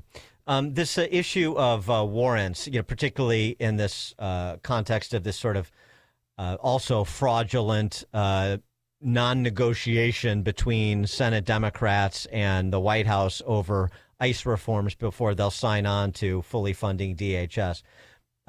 Regardless of the pantomiming the left is doing, this issue of warrants is something I don't think can be addressed enough because it is repeated so often by the drones on the left, under the guise of rule of law, Constitution, the American norms, as I said. Right. Well, it's really a cynical tactic by these people because, as was explained in that clip you played, a judicial warrant and an administrative warrant are two different animals. And the immigration system has worked as it was supposed to with administrative warrants. They are throwing this bomb into the process and saying, oh, no, you need a judicial warrant. And as was said, it's done with the intention to gum up the works so that no one would be deported. Right. I mean, that's the intention of every angle that they take. Without exception, even as they sort of sometimes you'll hear some of these open borders sanctuary state city Pauls talk about, well, of course we want to remove people who are public safety threats or public health threats or both, as in the case of Sheridan Gorman's killer. But then when you actually see their behavior, it's fairly clear that they have no interest in doing that. No, and in the piece that I wrote on this on fairus.org and Chronicles Magazine, I explained that this Sheridan Gorman tragedy, J.D. Pritzker and Brandon Johnson own this because their actions allowed him to be here, and he had not those sanctuary policies been in place, he would not be here, and Sheridan Gorman would be alive today. J.B. Pritzker offered this dissembling last week in response when he was finally cornered to give a comment on Miss Gorman's murder. Well, this has been a terrible tragedy, and I know that the Gorman family has suffered mightily. I agree, there have been real failures. Those failures, of course, extend beyond the borders of Illinois. They're national failures, a failure to have comprehensive immigration reform, a failure of the president to follow his own edict to go after the worst of the worst. And in my view, we have a lot of work that we need to continue to do, but it is the job of the federal government to go after immigration enforcement, and it is the job of our local and state law enforcement to prosecute or to catch violent criminals and prosecute them. And we should continue to do that both on the state level and the national level. How do you like that blame shifting? Dan, I heard that statement. I think that set new standards for gaslighting and hypocrisy. For him to say, well, we need this is happening because we didn't have comprehensive immigration reform, which in his world is code for amnesty, is a complete non sequitur. It has nothing to do with that. And then to blame President Trump, say he didn't get the worst of the worst out, is rich, because it was Pritzker who objected to Trump sending ICE into Chicago, fought him in the courts, called ICE agents jackbooted thugs. So for him to now turn around, now that another tragedy has occurred, and say, well, they didn't do enough, is just laughable.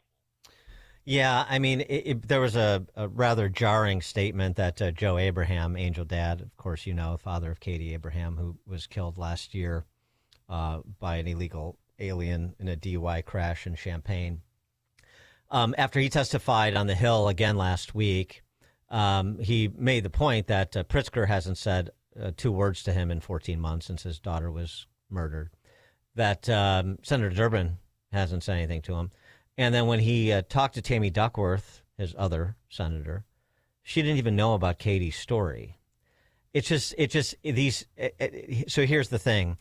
The sanctuary state and city halls are protected essentially by these inhumane electorates where they exist. But when somebody wants to step up in weight class, pun intended, like Pritzker, and play this game at the national level in 2028, if he were to survive a primary, this to me seems like it is an albatross around the neck of Pritzker and that entire party come a general election in 2028, and frankly should be in 2026 too. Yeah, it's really sickening. I mean, you hear these sanctuary politicians talk about they have this greater compassion than people who oppose them, and yet they seem to assign a value to human life based on what your immigration status is. And by that I mean illegal aliens get the highest priority. They get 3rd, 4th, 5th chances. But when someone like Katie Abraham or Sheridan Gorman dies, it's like, oh, I didn't even know about that. I'm going to look into that case. Their lives are decidedly less valuable to these people, and it's really sick. And the D.C. press corps is not obsessing about young women like Katie and Sheridan being murdered. They're obsessing, as Jonathan Karl did over the weekend, Jake Tapper did, over the weekend with Tom Homan, about this additional ghost story that the left is telling about their boogeyman, ICE, which is they're going to be deployed to polling places in November as part of an effort by Trump to steal the election. If you were the Trump administration, Tom Homan just said, look, I haven't had any of those conversations, but if you were the Trump administration, how would you respond to the prospect of deploying ICE at polling places? Well, I would ask a fundamental question, and that is, we are told by the left on a regular basis that illegal aliens are not voting in federal elections. If that's true, why are they willing to die on this hill of no ICE at polling places? If that's not happening, this shouldn't be a problem at all. But the fact that they're fighting to the death to not have ICE at those places is very revealing as to what's really going on. Right. No ICE, no ID. Right. Mm-hmm. Birthright citizenship.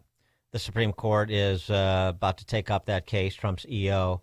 What is your optimism level about birthright citizenship being overturned, per executive order? And how impactful do you think that would be were that to come to be? Well, if it were come to be, I think it would be a game changer, because I think, again, they've been getting by on this shell game that, oh, no, they're not voting, but we can't have any immigration enforcement at polling places. birthright citizenship, it's really it's a toss-up as far as what could happen, because these justices have been inconsistent, a lot of them. So who knows how they're going to rule? But birthright citizenship was never meant for this purpose.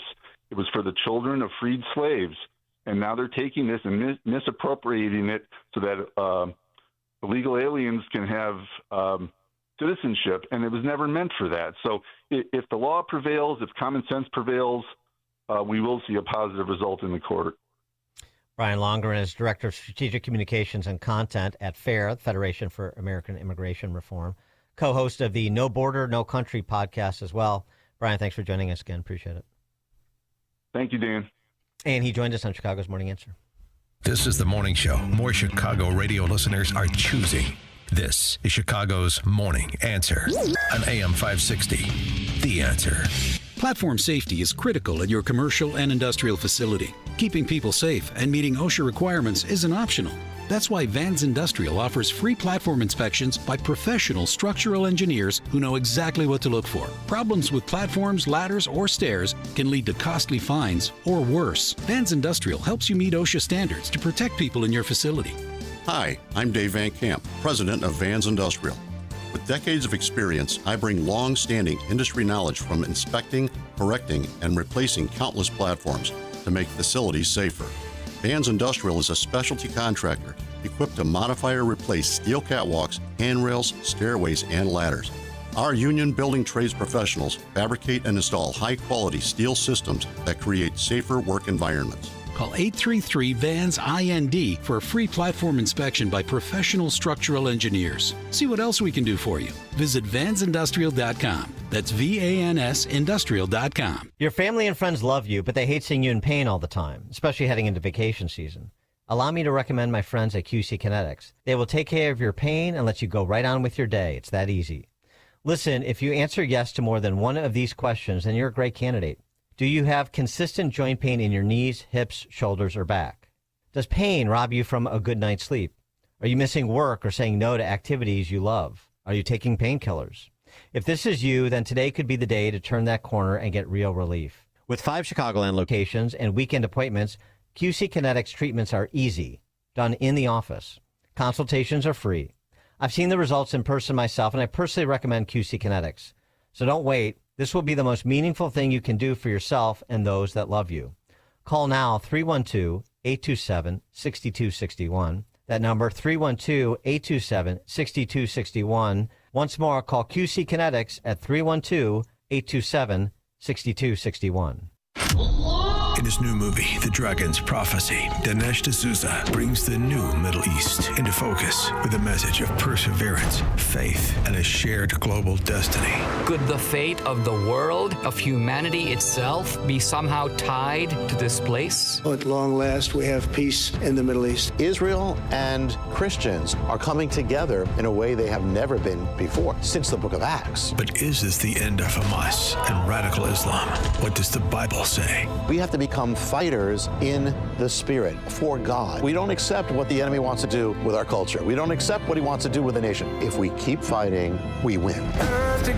Powerful, prophetic, a must-see movie based on Jonathan Cahn's international bestseller, The Dragon's Prophecy, combines history and scripture with faith, justice, and renewal. The Dragon's Prophecy, a new film by Dinesh D'Souza, now available on Amazon, YouTube, and iTunes.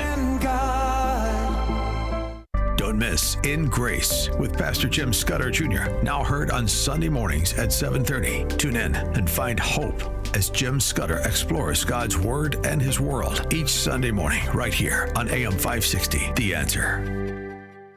AM 560, The Answer.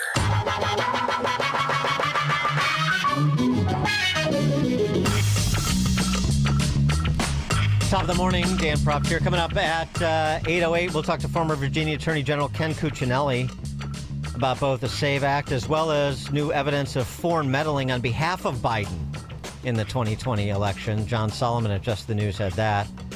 All of the discussions related to election integrity with Ken Cuccinelli at 8:08. It's now 8 o'clock on AM 560 WIND Chicago. A new, more reasonable regime in Iran. I'm Chris Foster, Fox News. President Trump on Truth Social says there are serious discussions with that regime to end the U.S.-Israel military operation there. Fox Business correspondent Rich Edson at the White House. President Trump says he's having very good negotiations with the Iranians. He says he will probably cut a deal with them, but he says it's possible he does not. With the U.S. boosting its troop presence in the region, the Speaker of Iran's parliament accused the president of negotiating while secretly planning a ground invasion. Now, there are more questions from Congress about that troop presence and whether the president plans on using them in a ground invasion. The president says he has options, including, he says, seizing Iran's Karg Island oil refinery and destroying water and energy infrastructure. Spain says it's closed airspace to the U.S. military planes involved in the Iran conflict, which Prime Minister Pedro Sanchez has described as illegal, reckless, and unjust. Spain had already said the U.S. could not use jointly operated military bases for Iran operations. Fox confirms airport TSA agents are starting to be paid for the first time during what's now a 45-day-long partial government shutdown. Fox's Madison Scarpino at Hartsfield-Jackson Atlanta International Airport. We've spoke with several TSA workers who tell us they are already seeing money in their accounts and finally some relief here in Atlanta after days of massive lines. Now, one TSA worker we spoke with says that they are grateful for all of this, but with hundreds quitting and thousands calling out, he's unsure how much the order will change things. But what is helping TSA are ICE agents. ICE was initially helping with managing lines, controlling crowds, but now a lot of them are checking people's IDs, helping out with getting their bags into the scanner before the TSA checkpoint. So those TSA workers who still are on the job can focus on specialty screening. Those TSA agents are being paid with other Homeland Security funding. At least one telling Fox his paycheck was 30 hours short of what he's worked so far.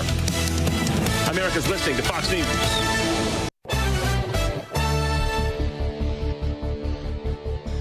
Good morning, 52 degrees in Chicago on AM 560 The Answer. I'm John Cruz in the QC Kinetics newsroom. Working our way to a record high in the mid-70s today, but hold on, a frontal system bringing us showers and storms beginning tomorrow. An Illinois state trooper among two people hurt in a crash this morning on the west side. Illinois State Police say it happened just before 5 this morning at West Jackson and South Homan Avenue. That officer in an ESP squad car and the driver of another vehicle colliding, both sent to the hospital with injuries. CPD investigating an attack on a senior citizen at a CTA station on the north side. They say the victim attacked by another person March 21st on the platform of the Belmont stop. The condition of that victim has not been released. The attacker still on the loose. A new report this morning showing just how much property taxes have grown in Cook County. A study found that property taxes have grown at twice the rate of inflation over the past 3 decades. Cook County Treasurer Maria Papa is calling on state and local leaders to come up with a reform plan that works for all taxpayers. Authorities looking for a person of interest after a teenage girl shot and killed in unincorporated Glenview. The Cook County Sheriff's Office says 16-year-old Lily Bova was shot and killed on Saturday morning at a home in the 3600 block of South Salem Walk. The teen, a sophomore at Glenbrook South High School. An investigation continues. Investigators want to know what caused a fire at the loading dock of a Target in DeKalb. That fire started Saturday morning at the store on Sycamore Road. Firefighters found flames between a parked semi and the building. No injuries reported. Target was shut down for about an hour while crews were at the scene. And the Chicago Board of Education expected to approve Dr. Macklin King as permanent CPS CEO. If appointed this morning, King's starting salary would be $380,000 per year. That is more than her predecessor, Pedro Martinez, who was fired from the job. This report is service of the AM 560 Advantage. Membership has its perks, including early access to event tickets, exclusive contest opportunities, and special members-only content. Join today at 560theanswer.com/join. A check of the roads coming up in 2 minutes, but time now for the AM 560 Business Beat, a service of Signature Bank. I'm Charles Payne, and this is the Fox Business Report. Crude oil prices are higher this morning. The global price, Brent crude, has topped $115 a barrel. U.S. crude, West Texas Intermediate, is over $101. The Dow and NASDAQ fell into correction territory on Friday, which means down 10% from the recent high.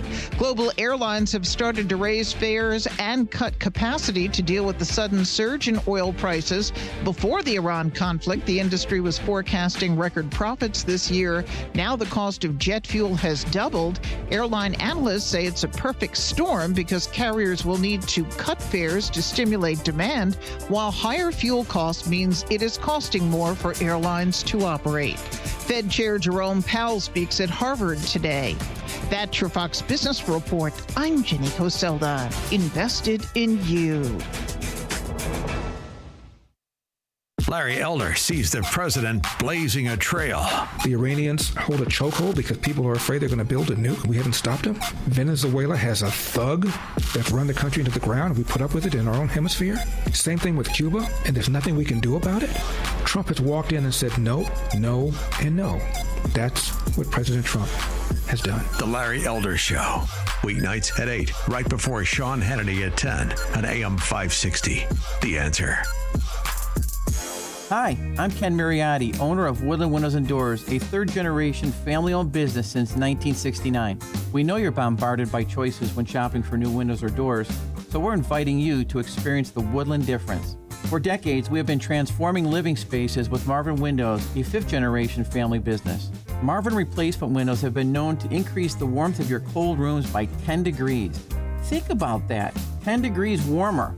When you welcome Woodland into your home, you will get a product expert to transform your living spaces, full-time, dedicated professional installers that you can trust in your home, along with the best products like Marvin. These are the reasons we're proud of our 5-star reviews and family legacy. No gimmicks, no pressure, and upfront pricing are why Woodland Windows and Doors is your trusted window and door expert in Chicagoland. Visit woodlandwindows.com to book your free in-home expert consultation. That's woodlandwindows.com, or stop by our showroom at the corner of Lake and Geary in Roselle. As we all live longer, age really is just a number, but retirement is so much more than one. Hi, I'm Nolan Webster, your Chicagoland Edward Jones financial advisor, and I want to know what retirement means to you. Together, we can look at the big picture and make a strategy to help you reach your goals, because you can't prepare for the unexpected if you don't know where you're headed. Call me at 224-801-6107. That's 224-801-6107, or visit edwardjones.com to get started. Edward Jones, member SIPC. Hey, this is Sean Thompson. You know, most of us spend our entire lives in the paycheck mode. You work, you get 30% taken from the G, you pay your bills, repeat, and rinse. And that's how time goes by. Then all of a sudden you're old. Retirement hits. Suddenly, you're the one who has to figure out your paycheck that isn't there anymore. Markets are bumpy, prices are up, things can get stressful real fast. That's why having a real income plan matters. Tom Fortino and the team at Alpha Wealth Group can help you build a strategy to turn your hard-earned savings into a reliable retirement income. They coordinate with your Social Security and your tax planning so you can stop wondering if you're withdrawing the right amount at the right time. Tom Fortino and the people of Alpha Wealth Group have been doing this for 30 years. They can help you by giving you a complimentary retirement roadmap. And all you have to do is call 630-864-6711. That's 630-864-6711, or online at alphawealthgroup.com. If you don't care about saving 50% off your wireless bill for the same 5G coverage the big guys are charging a fortune for, maybe you care about keeping jobs in America. Pure Talk does. They've pledged to run their entire operation from this country, including all their customer service. Or maybe you care about our nation's veterans. Pure Talk does. They've donated hundreds of thousands of dollars to America's Warrior Partnership, a fantastic organization working hard to prevent veteran suicide. Or maybe you care about closing America's skills gap. Pure Talk does. They're a proud supporter of MicroWorks. They're helping my foundation train the next generation of skilled workers. Don't get me wrong. Saving money's great, and you'll save plenty with Pure Talk. But if you want to be in business with people who share your values, dial pound 250. Say micro, and switch to an American wireless company that actually stands for something. Pure Talk. Take the journey of living a happy, successful, and meaningful life through God. Listen to It's Time with Dan Lights, Sunday mornings at 9 on our sister station, AM 1160. Hope for your life.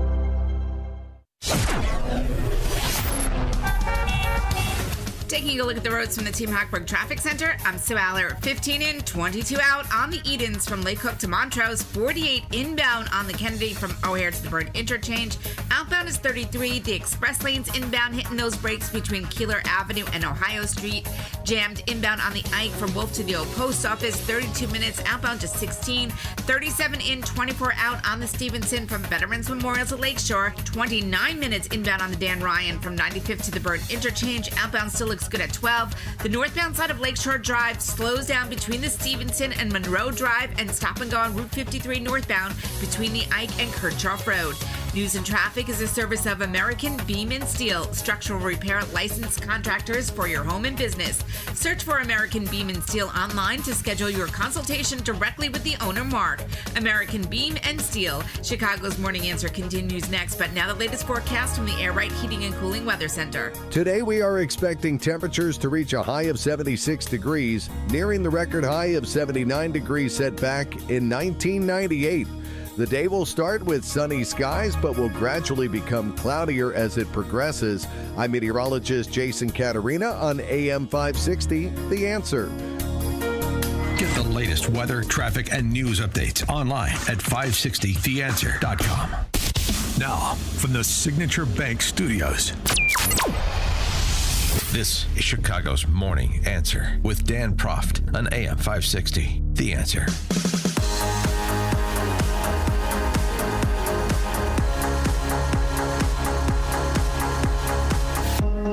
Top of the morning, Dan Proft here. Foreign interference in our elections. Not even talking about the prospect of people in this country illegally voting. John Solomon, our friend over at justthenews.com, a few weeks ago had the story about Chinese communists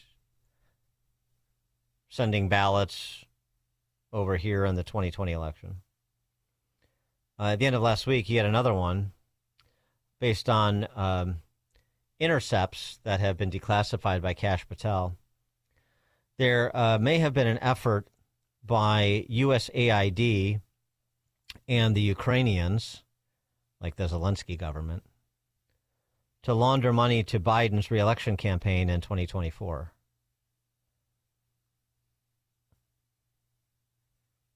As per usual, the left accusing the right of the things it is doing. Here was Solomon on the matter. But we're going to cover one thing we broke overnight. A lot of you probably heard about it over the course of the day. The United States government, the National Security Agency, intercepted conversations of President Zelensky's government in Ukraine in 2022, late 2022, conspiring with federal workers at the USAID to come up with a plan to take $200 million of USAID money. That is your money, folks, taxpayer money, route it through a series of transactions, move it into the United States, and launder it into Joe Biden's 2024 campaign and the Democratic National Committee. We have the intercepts for the first time. Tulsi Gabbard's team was willing to declassify them. There is now an investigation underway, beginning with USAID, to look at who was involved, whether any crimes were committed, and if that is the case, to refer that to the FBI in the next few days. Those declassified documents up at justthenews.com. You can go check about it today. Members of Congress have been clamoring all day to get their hands on the documents. I expect Tulsi Gabbard to make a statement later tonight on where things are evolving in her investigation. But we've gone from the era of weaponization, where the primary tool was using prosecutors and FBI agents to disable Donald Trump and his followers and all the good people around him, to now potentially conspiring with foreign powers to have an impact on our elections. We had the Ukraine stuff this morning, and remember what we told you 3 weeks ago. Proof from the FBI that China sent tens of thousands of driver's licenses to the United States with fake names to get fake ballots to vote for Joe Biden in the 2020 election. Those aren't my words. Those are the words of the FBI informant in the FBI documents that we made public a few months ago. So China possibly conspiring with Joe Biden and the Democrats, and now possibly Ukraine. Sure, why not? Meanwhile, the Russian collusion story persists, at least in the minds of the Marxist-addled. And why not? Right? Well, another fifth column action. If it wasn't the intel agencies trying to defenestrate Trump, it was USAID trying to help Biden, or the Chinese communists trying to help Biden in 2020, as Solomon reported. Don't have, sort of the reasonable doubt standard cleared yet, but it certainly warrants investigation. And I should correct myself. It was Tulsi Gabbard who declassified the intercepts regarding Ukraine and USAID, not Kash Patel. And now it's going to be in Kash Patel's court if indeed there is a criminal referral for further investigation. Shouldn't be surprised about funneling foreign money to Democrats. I mean, this goes back to Al Gore. And you'll recall a big FEC fine that the Obama campaign, that was imposed upon the Obama campaign after his 2008 victory for turning off the essentially the guardrails to receive foreign money online. All sorts of money that came in that was unsubstantiated because, again, foreign nationals are not allowed to make political donations in federal races. So it's just another sort of beat goes on story. For more on this, pleased to be joined by Ken Cuccinelli, former Virginia State Attorney General and former Deputy Secretary of DHS, now the National Chairman of the Election Transparency Initiative. Ken, thanks for joining us. Appreciate it. Morning to you. Good to be with you. So, fifth column actions against the Trump administration or against the Trump candidacy, potentially not limited to the intel agencies. Isn't that interesting? Yeah, in one sense, that seems reasonable, right? Why would it be? And in the case of Joe Biden in particular, I mean, we all remember the video back when he was vice president, laughing about the threats on the Ukrainian prosecutor who was pursuing, let's just say, damaging material on Joe Biden. And they held up $1 billion loan to Ukraine back then. And he seemed pretty brazen about it. So I'm not sure why, when he was president, anyone would be surprised that he sort of repeats the performance. No. And, since as we saw with the hue and cry over Doge's look into USAID, no wonder there was such a hue and cry. The skullduggerous activities they were involved in wasn't just financing trans operas in South America, apparently. Right. That does less harm to America. It does a lot more harm to South America, but then the, funding of political campaigns with government money surreptitiously. And if you're Ukraine, you're just kind of used to Joe Biden, extorting you. So it's from Ukraine's perspective, it's just kind of the cost of doing business. Or, or a quid pro quo. I mean, too, it's like, extortion, quid pro quo. To put it in American legal terms, right? Yeah. You give, we're going to give you this, and then you're going to kick back, 20% to the House. That's all. Sure. I mean, we're familiar with that in Chicago. We're very familiar with that. So the stories like this, this is where frustration sets in. You have John Solomon's great reporting, and you have Trump administration officials taking some of the right initial steps, the declassification, the potential criminal referral, subsequent investigation. But if it doesn't go anywhere and nobody's held accountable, then the reveals here actually boomerang on the Trump administration and further demoralize Americans who actually do believe in the rule of law generally. Yeah, no, that's certainly true. And you can start to get to the point of, why should I follow the law if they won't? The people who are supposed to actually enforce it, right? And maintain it. It does undermine that whole system. And we've got obviously the DHS face off here over funding, where Democrats want amnesty. We got that out of the Vermont senator this past week. He basically let the cat out of the bag. They'd like amnesty to fund DHS. Anything but ICE actually doing its job and accomplishing the mission that it's had since 1996, that Joe Biden and Chuck Schumer and Nancy Pelosi, by the way, all voted for the Immigration Act in 1996, which is what ICE is enforcing and continues to enforce. But they're willing to hold lots and lots of unrelated hostages. Everybody talks about TSA, but the Coast Guard isn't being paid. Secret Service is putting its life on the line every day. They're not being paid. FEMA is still helping people after disasters. They're not being paid, and the list goes on. And this is all for to get after ICE. I mean, it's as misdirected as it could be. And I think that the 5 senators, by the way, who passed the Senate bill, the Senate said they funded DHS. That bill was proposed at 12:55 a.m. It was voted on around 2:15 a.m. with 5 senators in the chamber, and they used a rule to vote on it by unanimous consent.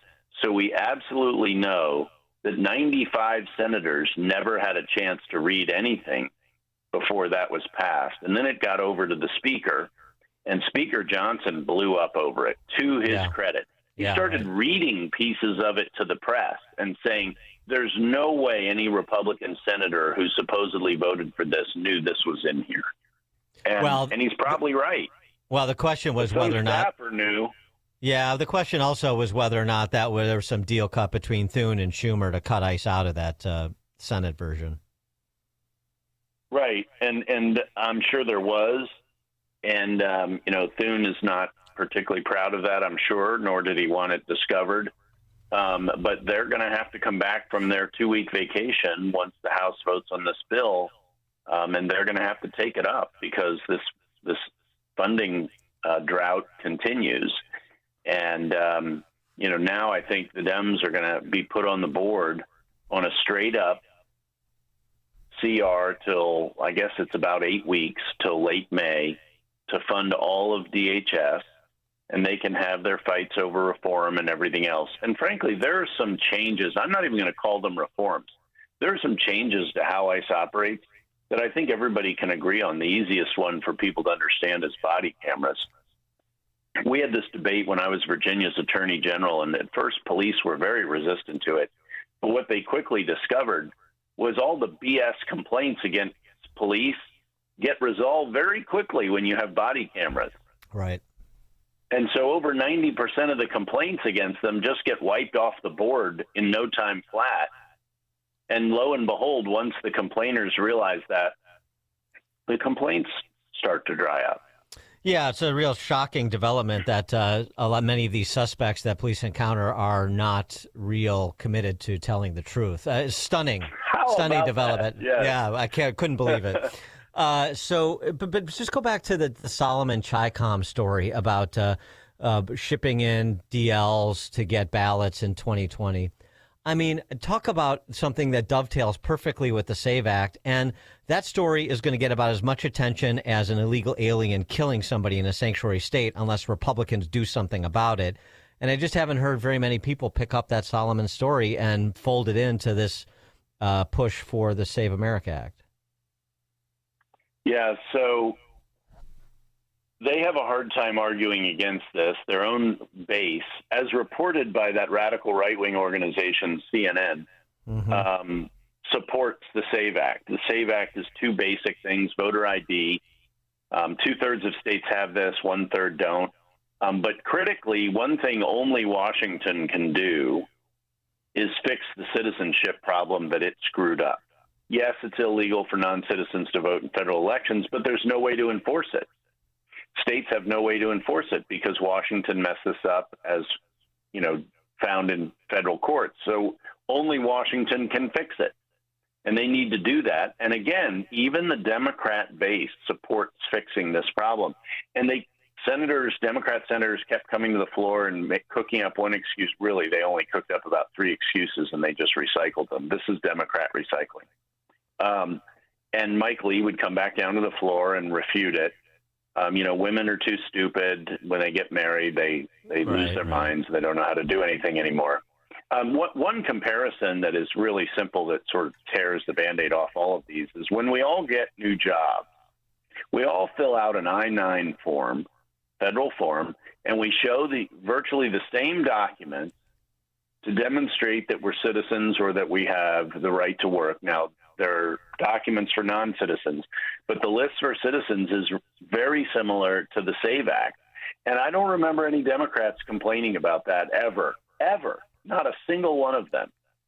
It wasn't racist. It wasn't Jim Crow 2.0. Married women somehow pulled it off. All the people they want to say are stupid now. And this is one of those things where open debate has really moved the needle.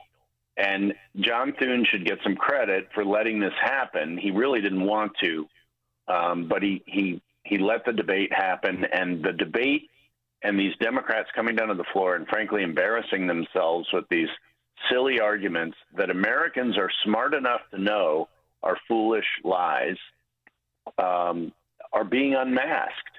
And they're not moving the needle even with the Democrat base. But America supports this.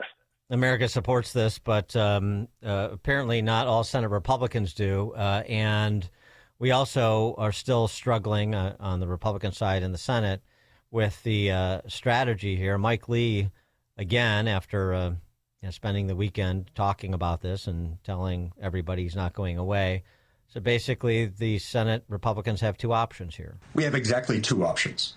We can either, one, start enforcing our rules as they're written and require filibustering senators to speak and exhaust them and stay on a bill that is critical to our agenda until it passes. Or if we're not willing to do that, because that involves hard work, we have to nuke the filibuster. Now, I would strongly prefer the first. I think it's better to do it with the rules that we've got, because the rules that we've got actually ensure and protect robust debate. But what we can't have is this hybrid. We can't try to walk a middle ground between those two, saying, yeah, we're going to stick with the filibuster, with the 60-vote cloture standard, and then not do the work to get to cloture. That is a problem. So we've got a choice to make. If we don't make one of those two choices, use the talking filibuster or nuke the filibuster, we're going to be in big trouble in November. And of course, Ken, as you know, John Thune says, I don't have the votes for the talking filibuster, and I really don't have the votes for nuking the filibuster. Well, that's not good enough, at least not if you want to be Senate Majority Leader, because John Cornyn is looking like he's going to go down in that runoff against Paxton right now. And there can be other incumbents that you need and pickups that you or pickups that you need to hold. And if you don't get this done because you were unwilling to go after Tom Tillis, Lisa Murkowski, John Curtis, whoever needs to be gone after, then that is not going to set well with the base. No, not at all. And this is a real separating the wheat from the chaff kind of moment for the Republican base. And, chaff gets primaried. Wheat gets watered. And Mike Lee is exactly right on these two options. And he's willing to put in the work. And really, option one just takes work. It just takes commitment. And there's nothing that a political base appreciates more than a demonstration of commitment, seeing it all the way through to whatever the end is. And strangely enough, the Democrats have been much better at this than we have in the last 20 years. Yeah. That's how they got Obamacare. They knew they were going to lose the majority. And they did it anyway. Why did they do that? Because they were committed. They were committed to what they considered to be the principle. Now, unfortunately, the principle was just more government, and we've gotten much higher healthcare costs because of it, and less doctors, and we could go on and on. But their willingness to actually fight for the things they say they believe, even if they have to read the bill after they vote on it to find out what's in it. Frankly, the Republicans did that this week with the DHS funding. Ken Cuccinelli, National Chairman of the Election Transparency Initiative, former Virginia AG, and former Deputy Secretary of DHS. Ken, thanks as always. Appreciate it. Good to be with you. You guys have a great week. You too. And Ken Cuccinelli joins us in Chicago's Morning Answer. This is Chicago's Morning Answer. Your show keeps me alive during the week. There's nobody I'd rather listen to between 5 and 9 in the morning than you guys. On AM 560, The Answer. One of the most amazing and holiest weeks of the year for Christians is Holy Week, which begins on Palm Sunday, March 29th. This is the day Jesus rode a donkey into Jerusalem, and crowds waved palm branches and cheered, Hosanna, loosely a praise of save now. Just 4 days later, on Holy Thursday, Jesus and his disciples took part in their last Passover together. This Last Supper is when Jesus was betrayed and falsely convicted. The next day, Good Friday, Jesus was hung on the cross and died. John 1:29, Behold the Lamb of God who takes away the sin of the world. But wait, the story doesn't end here. Jesus was buried in a tomb, and on the third day he rose from the dead. That's what Easter and the Christian faith is all about. Read Isaiah 53 and John's full account of this good news, a read that will change your life forever. Fox Valley Coins will be closed on April 3rd in remembrance of Good Friday. Happy Easter from Fox Valley Coins. Hey, it's Scott Tucker and my new co-host, Amy Jacobson, on AM 560. We wanted you to know that we have a special show every Sunday morning at 7 a.m. here on AM 560, The Answer. It is Retirement Dakota with Scott Tucker and Amy Jacobson. It's every Sunday morning from 7 to 9 a.m. 2-hour show, 2-hour radio extravaganza. Amy, we're going to tantalize the listening public and the listening private with all kinds of retirement planning information. So tune in at AM 560 Sunday mornings at 7 a.m. Your family and friends love you, but they hate seeing you in pain all the time, especially heading into vacation season. Allow me to recommend my friends at Cuccinelli. They will take care of your pain and let you go on with your day. It's that easy. Listen, if you answer yes to more than one of these questions, then you're a great candidate. Do you have consistent joint pain in your knees, hips, shoulders, or back? Does pain rob you from a good night's sleep? Are you missing work or saying no to activities you love? Are you taking painkillers? If this is you, then today could be your day to turn that corner and get real relief. With 5 Chicagoland locations and weekend appointments, Cuccinelli treatments are easy. They're done in the office. Consultations are free. I've seen the results in person myself, and I personally recommend Cuccinelli. Don't wait. This will be the most meaningful thing you can do for yourself and those who love you. Call now, 312-827-6261. That number again, 312-827-6261. Address the pain by calling Cuccinelli at 312-827-6261. Your dog and a stranger are drowning. You can only save one. Who do you choose? Dennis Prager says your answer reveals everything about how you define right and wrong. In his new book, If There Is No God, Prager exposes the danger of emotion-based morality and why, without objective truth, society descends into chaos. This isn't a religious book. It's a rational case for moral clarity in a confused age. If There Is No God, from Dennis Prager. Order now at pragerstore.com. AM 560, The Answer.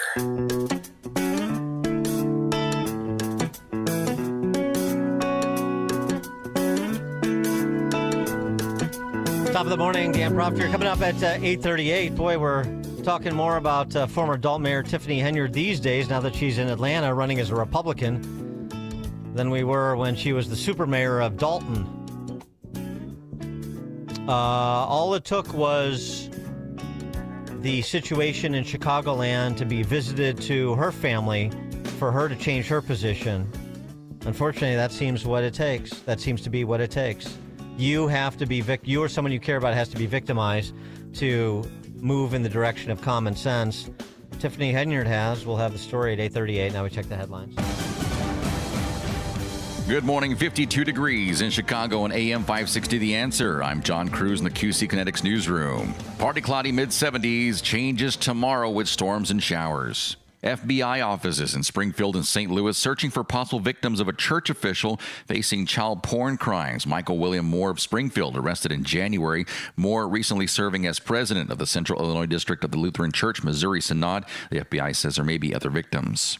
A flyer in custody after making threats during an outburst on board an American Airlines flight that left New York en route to O'Hare yesterday. That flight diverted to Detroit after passengers say the man threatened to kill people. We hear this person in the back screaming, yelling, and no, no, no. Well, passengers eventually arriving in Chicago about 9 hours later, no injuries reported. And students at Glenbrook South High School returning to class after spring break, but mourning one of their own. Lily Bova, a 16-year-old sophomore, was killed in a shooting over the weekend. Detectives are searching for a person of interest. Investigators have not released a motive. News is a service of American Beam and Steel, structural repair licensed contractors for your home and business. Search for American Beam and Steel online to schedule your consultation directly with the owner, Mark. American Beam and Steel. A check of the roads coming up in 2 minutes on AM 560 The Answer.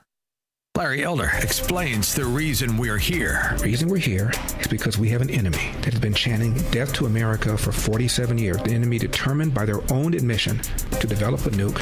They admitted they had enough to build 10 bombs. Is there any confidence that you have that had these people had a nuclear weapon, that they would not use it? The Larry Elder Show, weeknights at 8, right before Sean Hannity at 10 on AM 560. The Answer. The following advertisement includes a celebrity impersonation. The summer heat in Chicagoland is no joke. And if your old air conditioner is making funny noises, you may already know it's time for a new unit. Look, your air conditioner, it's a disaster. People are telling me it's the worst ever. Don't sweat it, literally. When it comes to cooling your home, Air Right Heating and Cooling does it the best. And they love our country. Beautiful people. Rebates are still available, financing is flexible, and at Air Right installations are smooth and professional with no surprises. It's beautiful. Some people say it's the coolest air anyone's ever felt. I don't know. That's just what they're saying. It's doing an incredible job. Really tremendous. Plus, tell them AM 560 sent you and Air Right will give you $56 off any service. Visit Air Right Heating and Cooling today at AIR-RITE.com.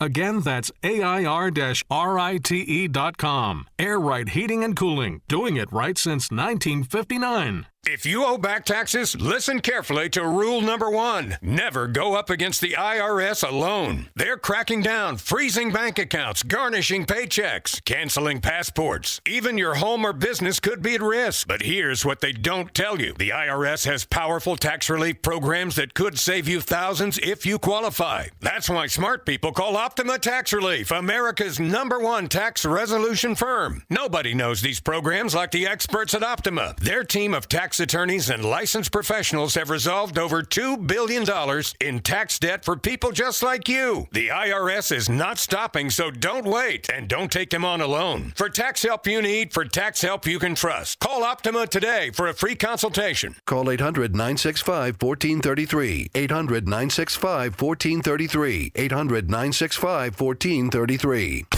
Optima Tax Relief. Some restrictions apply. For complete details, please visit OptimaTaxRelief.com. When someone you love is living with memory loss, finding the right care isn't just important, it's everything. At Terra Vista of Oak Brook Terrace, memory care isn't an add-on, it's all we do. When Mom moved into Terra Vista, everything changed. She's safe, engaged, and surrounded by people who truly understand dementia. And I finally get to just be her daughter again. Terra Vista was built specifically for caring for those with Alzheimer's and other types of dementia, with secure indoor and outdoor spaces, innovative therapies, and a community that feels like home. Residents stay active, connected, and respected every single day. And the best part? Mom can live with dignity, and I have peace of mind. If memory care is in your future, choose the community designed for it. Choose Terra Vista of Oak Brook Terrace. Schedule a tour today at terravista.org. Again, that's terravista.org, and tell them AM 560 sent you. Terra Vista, where memory care lives. This hourly segment is brought to you by the Alpha Wealth Group, bringing the trilogy of estate, tax, and investment planning together. Visit alphawealthgroup.com for a free report.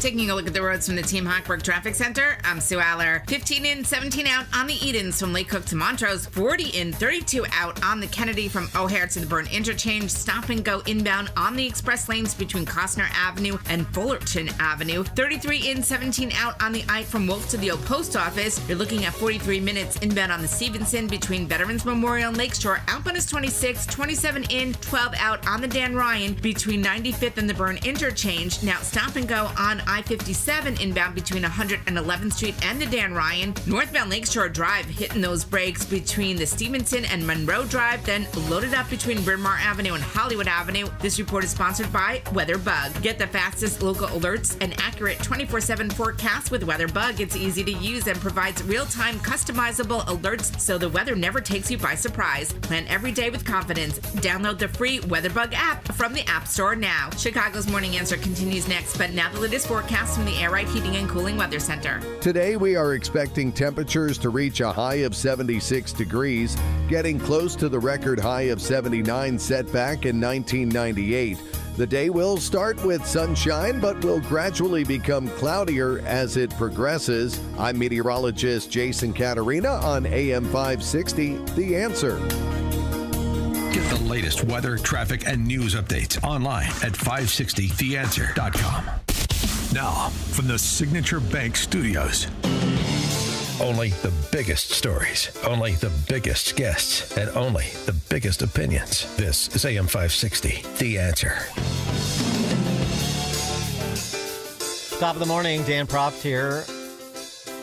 The flamboyantly reckless former mayor of Dalton, Tiffany Henyard, who, after being defeated, both for Thornton Township supervisor and for mayor of Dalton, next kleptocrat up, moved to Fulton County, Atlanta, we found out, because she's running as a Republican down there for the Fulton County Board.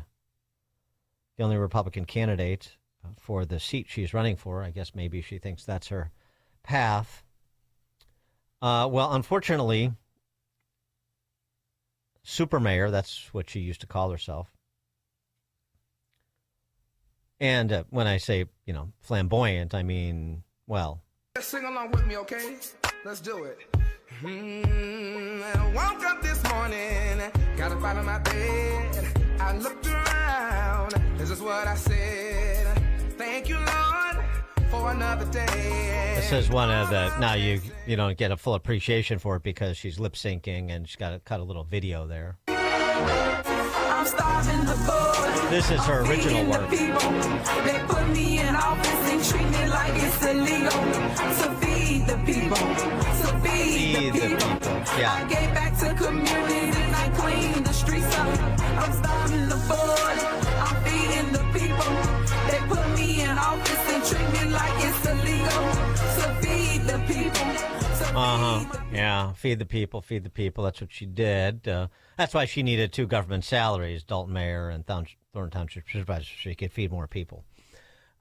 She had a high opinion of herself, to say the least. We can't band together at this time, at this moment. This is going to be Black History Month, right? Y'all all say Martin Luther King had a dream, but guess what? I am the dream. Martin Luther King had a dream. Guess what? I am the dream. That's who he was thinking of. Unfortunately, former super mayor's father, 65-year-old father, was shot in the neck in an alley in the 1300 block of South Kedzie, that's North Lawndale, over the weekend. He was taken to Mount Sinai in serious condition. No arrests made. In response to her father's shooting, she posted this: "My father, my hero, was an innocent victim of this random and heartbreaking violence." How do you know it was random? "This tragedy has shaken my family to its core and unfortunately reflects a reality that far too many families across our state are facing." Yeah. Across the country, communities that have welcomed federal support have experienced measurable reductions in crime. Cities such as Memphis, Tennessee, Washington, D.C., New Orleans, Louisiana, during the 2026 Mardi Gras period have all seen positive outcomes through collaboration efforts. Boy, she's really taking up this Republican banner. Of course, she's talking about National Guard deployments by President Trump. And so she is calling for Brandon Johnson and J.B. Pritzker, J.B. and B.J., to take Trump on his offer, to reverse their position, take Trump up on his offer to send resources to Chicago in order to increase the peace on the streets. How about that? Reconsider their opposition to federal involvement, accept assistance from Trump to address the rising violent crime in the city of Chicago. Yeah. Well, that's okay. Now, she is, just a point of order. She is, I guess, technically still under federal investigation. I don't know how long it takes or how much involvement is required to get to the bottom of Tiffany Henyard's tenure over there in Pope Leo's hometown. It wasn't particularly artful, her lavish spending on herself or trips and other such things, music videos maybe. But, the wheels of justice grind pretty slowly, to the extent they grind at all in Cook County. This is a federal investigation, of course. So you have a Trump U.S. attorney and maybe moving to Fulton County and running as a Republican and now calling out JB and BJ for not cooperating with Trump is sort of a preemptive strike in the direction of a possible pardon were she to be indicted and convicted of public corruption charges at some point. Again, she has not been indicted. And I don't think that the occasion of her father being shot is something she anticipated. I certainly wouldn't say that. So maybe I'm being a little too cynical about her angling for a potential pardon. But more of the bottom line here is I wonder what the response will be, in part because Tiffany Henyard is such a lightning rod and doesn't appear to be particularly well liked in her former community. But it's just that whole mentality here. This is just big city living. This is just something that happens. Somebody in your family is bound to get shot. Although when it does happen, no one is more surprised than family members of the person who was hurt or killed. And it just continues on and on and on. And as we said earlier in the program, I said earlier in the program, in response to Angel Dad Joe Abraham's posts over the weekend after his testimony before a Senate committee last week on sanctuary states like Illinois, he hasn't heard J.B. Pritzker has never mentioned his daughter's name, Katie. Senator Durbin has never said 2 words to him.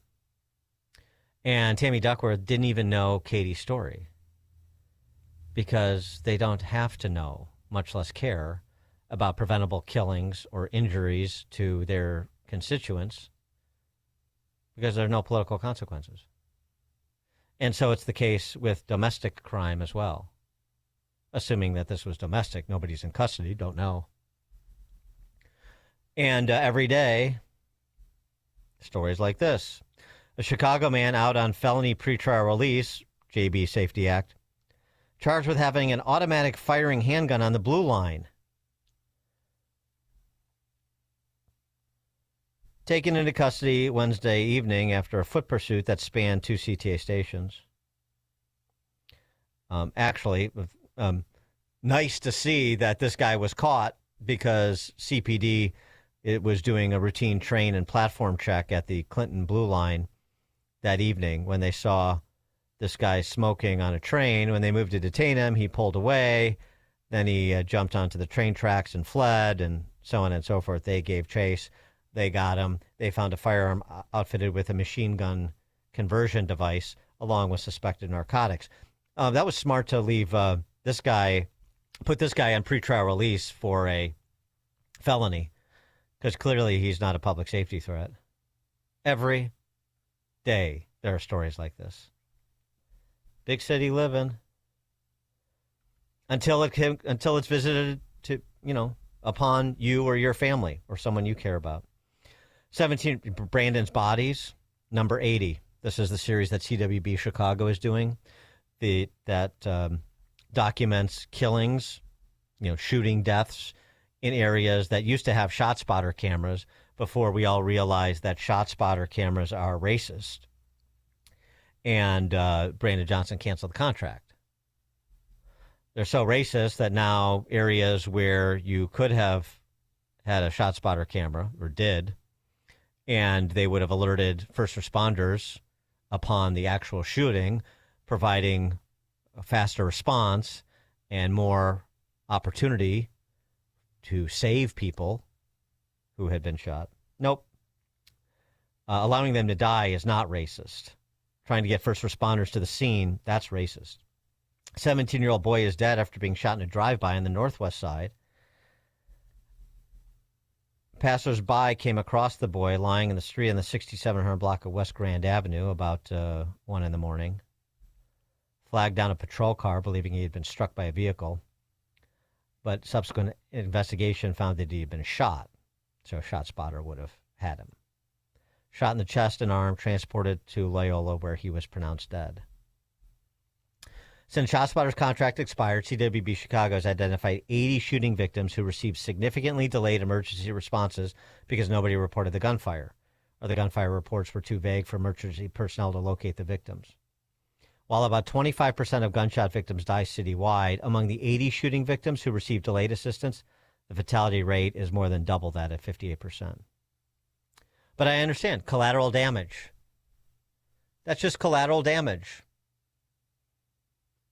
in support of the ideological imperatives of JB and BJ.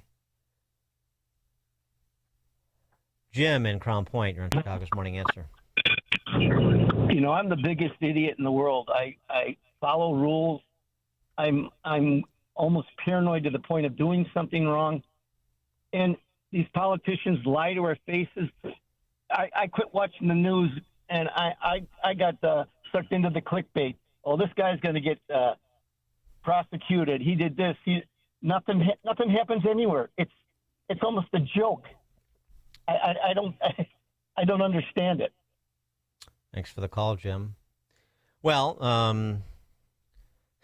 Tiffany Henyard, I mean, this is a reformed Tiffany Henyard, a contrived Tiffany Henyard, some combination of the two. But, boy, for her to be calling for the National Guard now that violence has been visited upon her family, and I'm sorry that happened to her father. But this is, Tiffany Henyard back in the day when she was riding high as a member of the ruling class, at least the local one. She compares pretty favorably to Jesus Christ. It is the Easter season. And all I can tell you is that I am a fighter, and y'all know that. So when you come for me, be prepared for the fight. Because at the end of the day, they talked about Jesus Christ. So why don't I think y'all are not going to do me the same way? Somebody that's healing y'all and helping y'all. Same thing I'm over here doing, right? Healing and helping. Yep, very Christ-like. That reminds me of that line from that Morgan Wallen song. There's a lot of reasons I ain't Jesus, but the main one is I'm not coming back. Surprised Tiffany Henyard didn't offer that. Coming back to Dalton, coming back to Chicago, coming back to Illinois. That's my attitude. A lot of reasons I ain't Jesus, but the main one is I ain't coming back.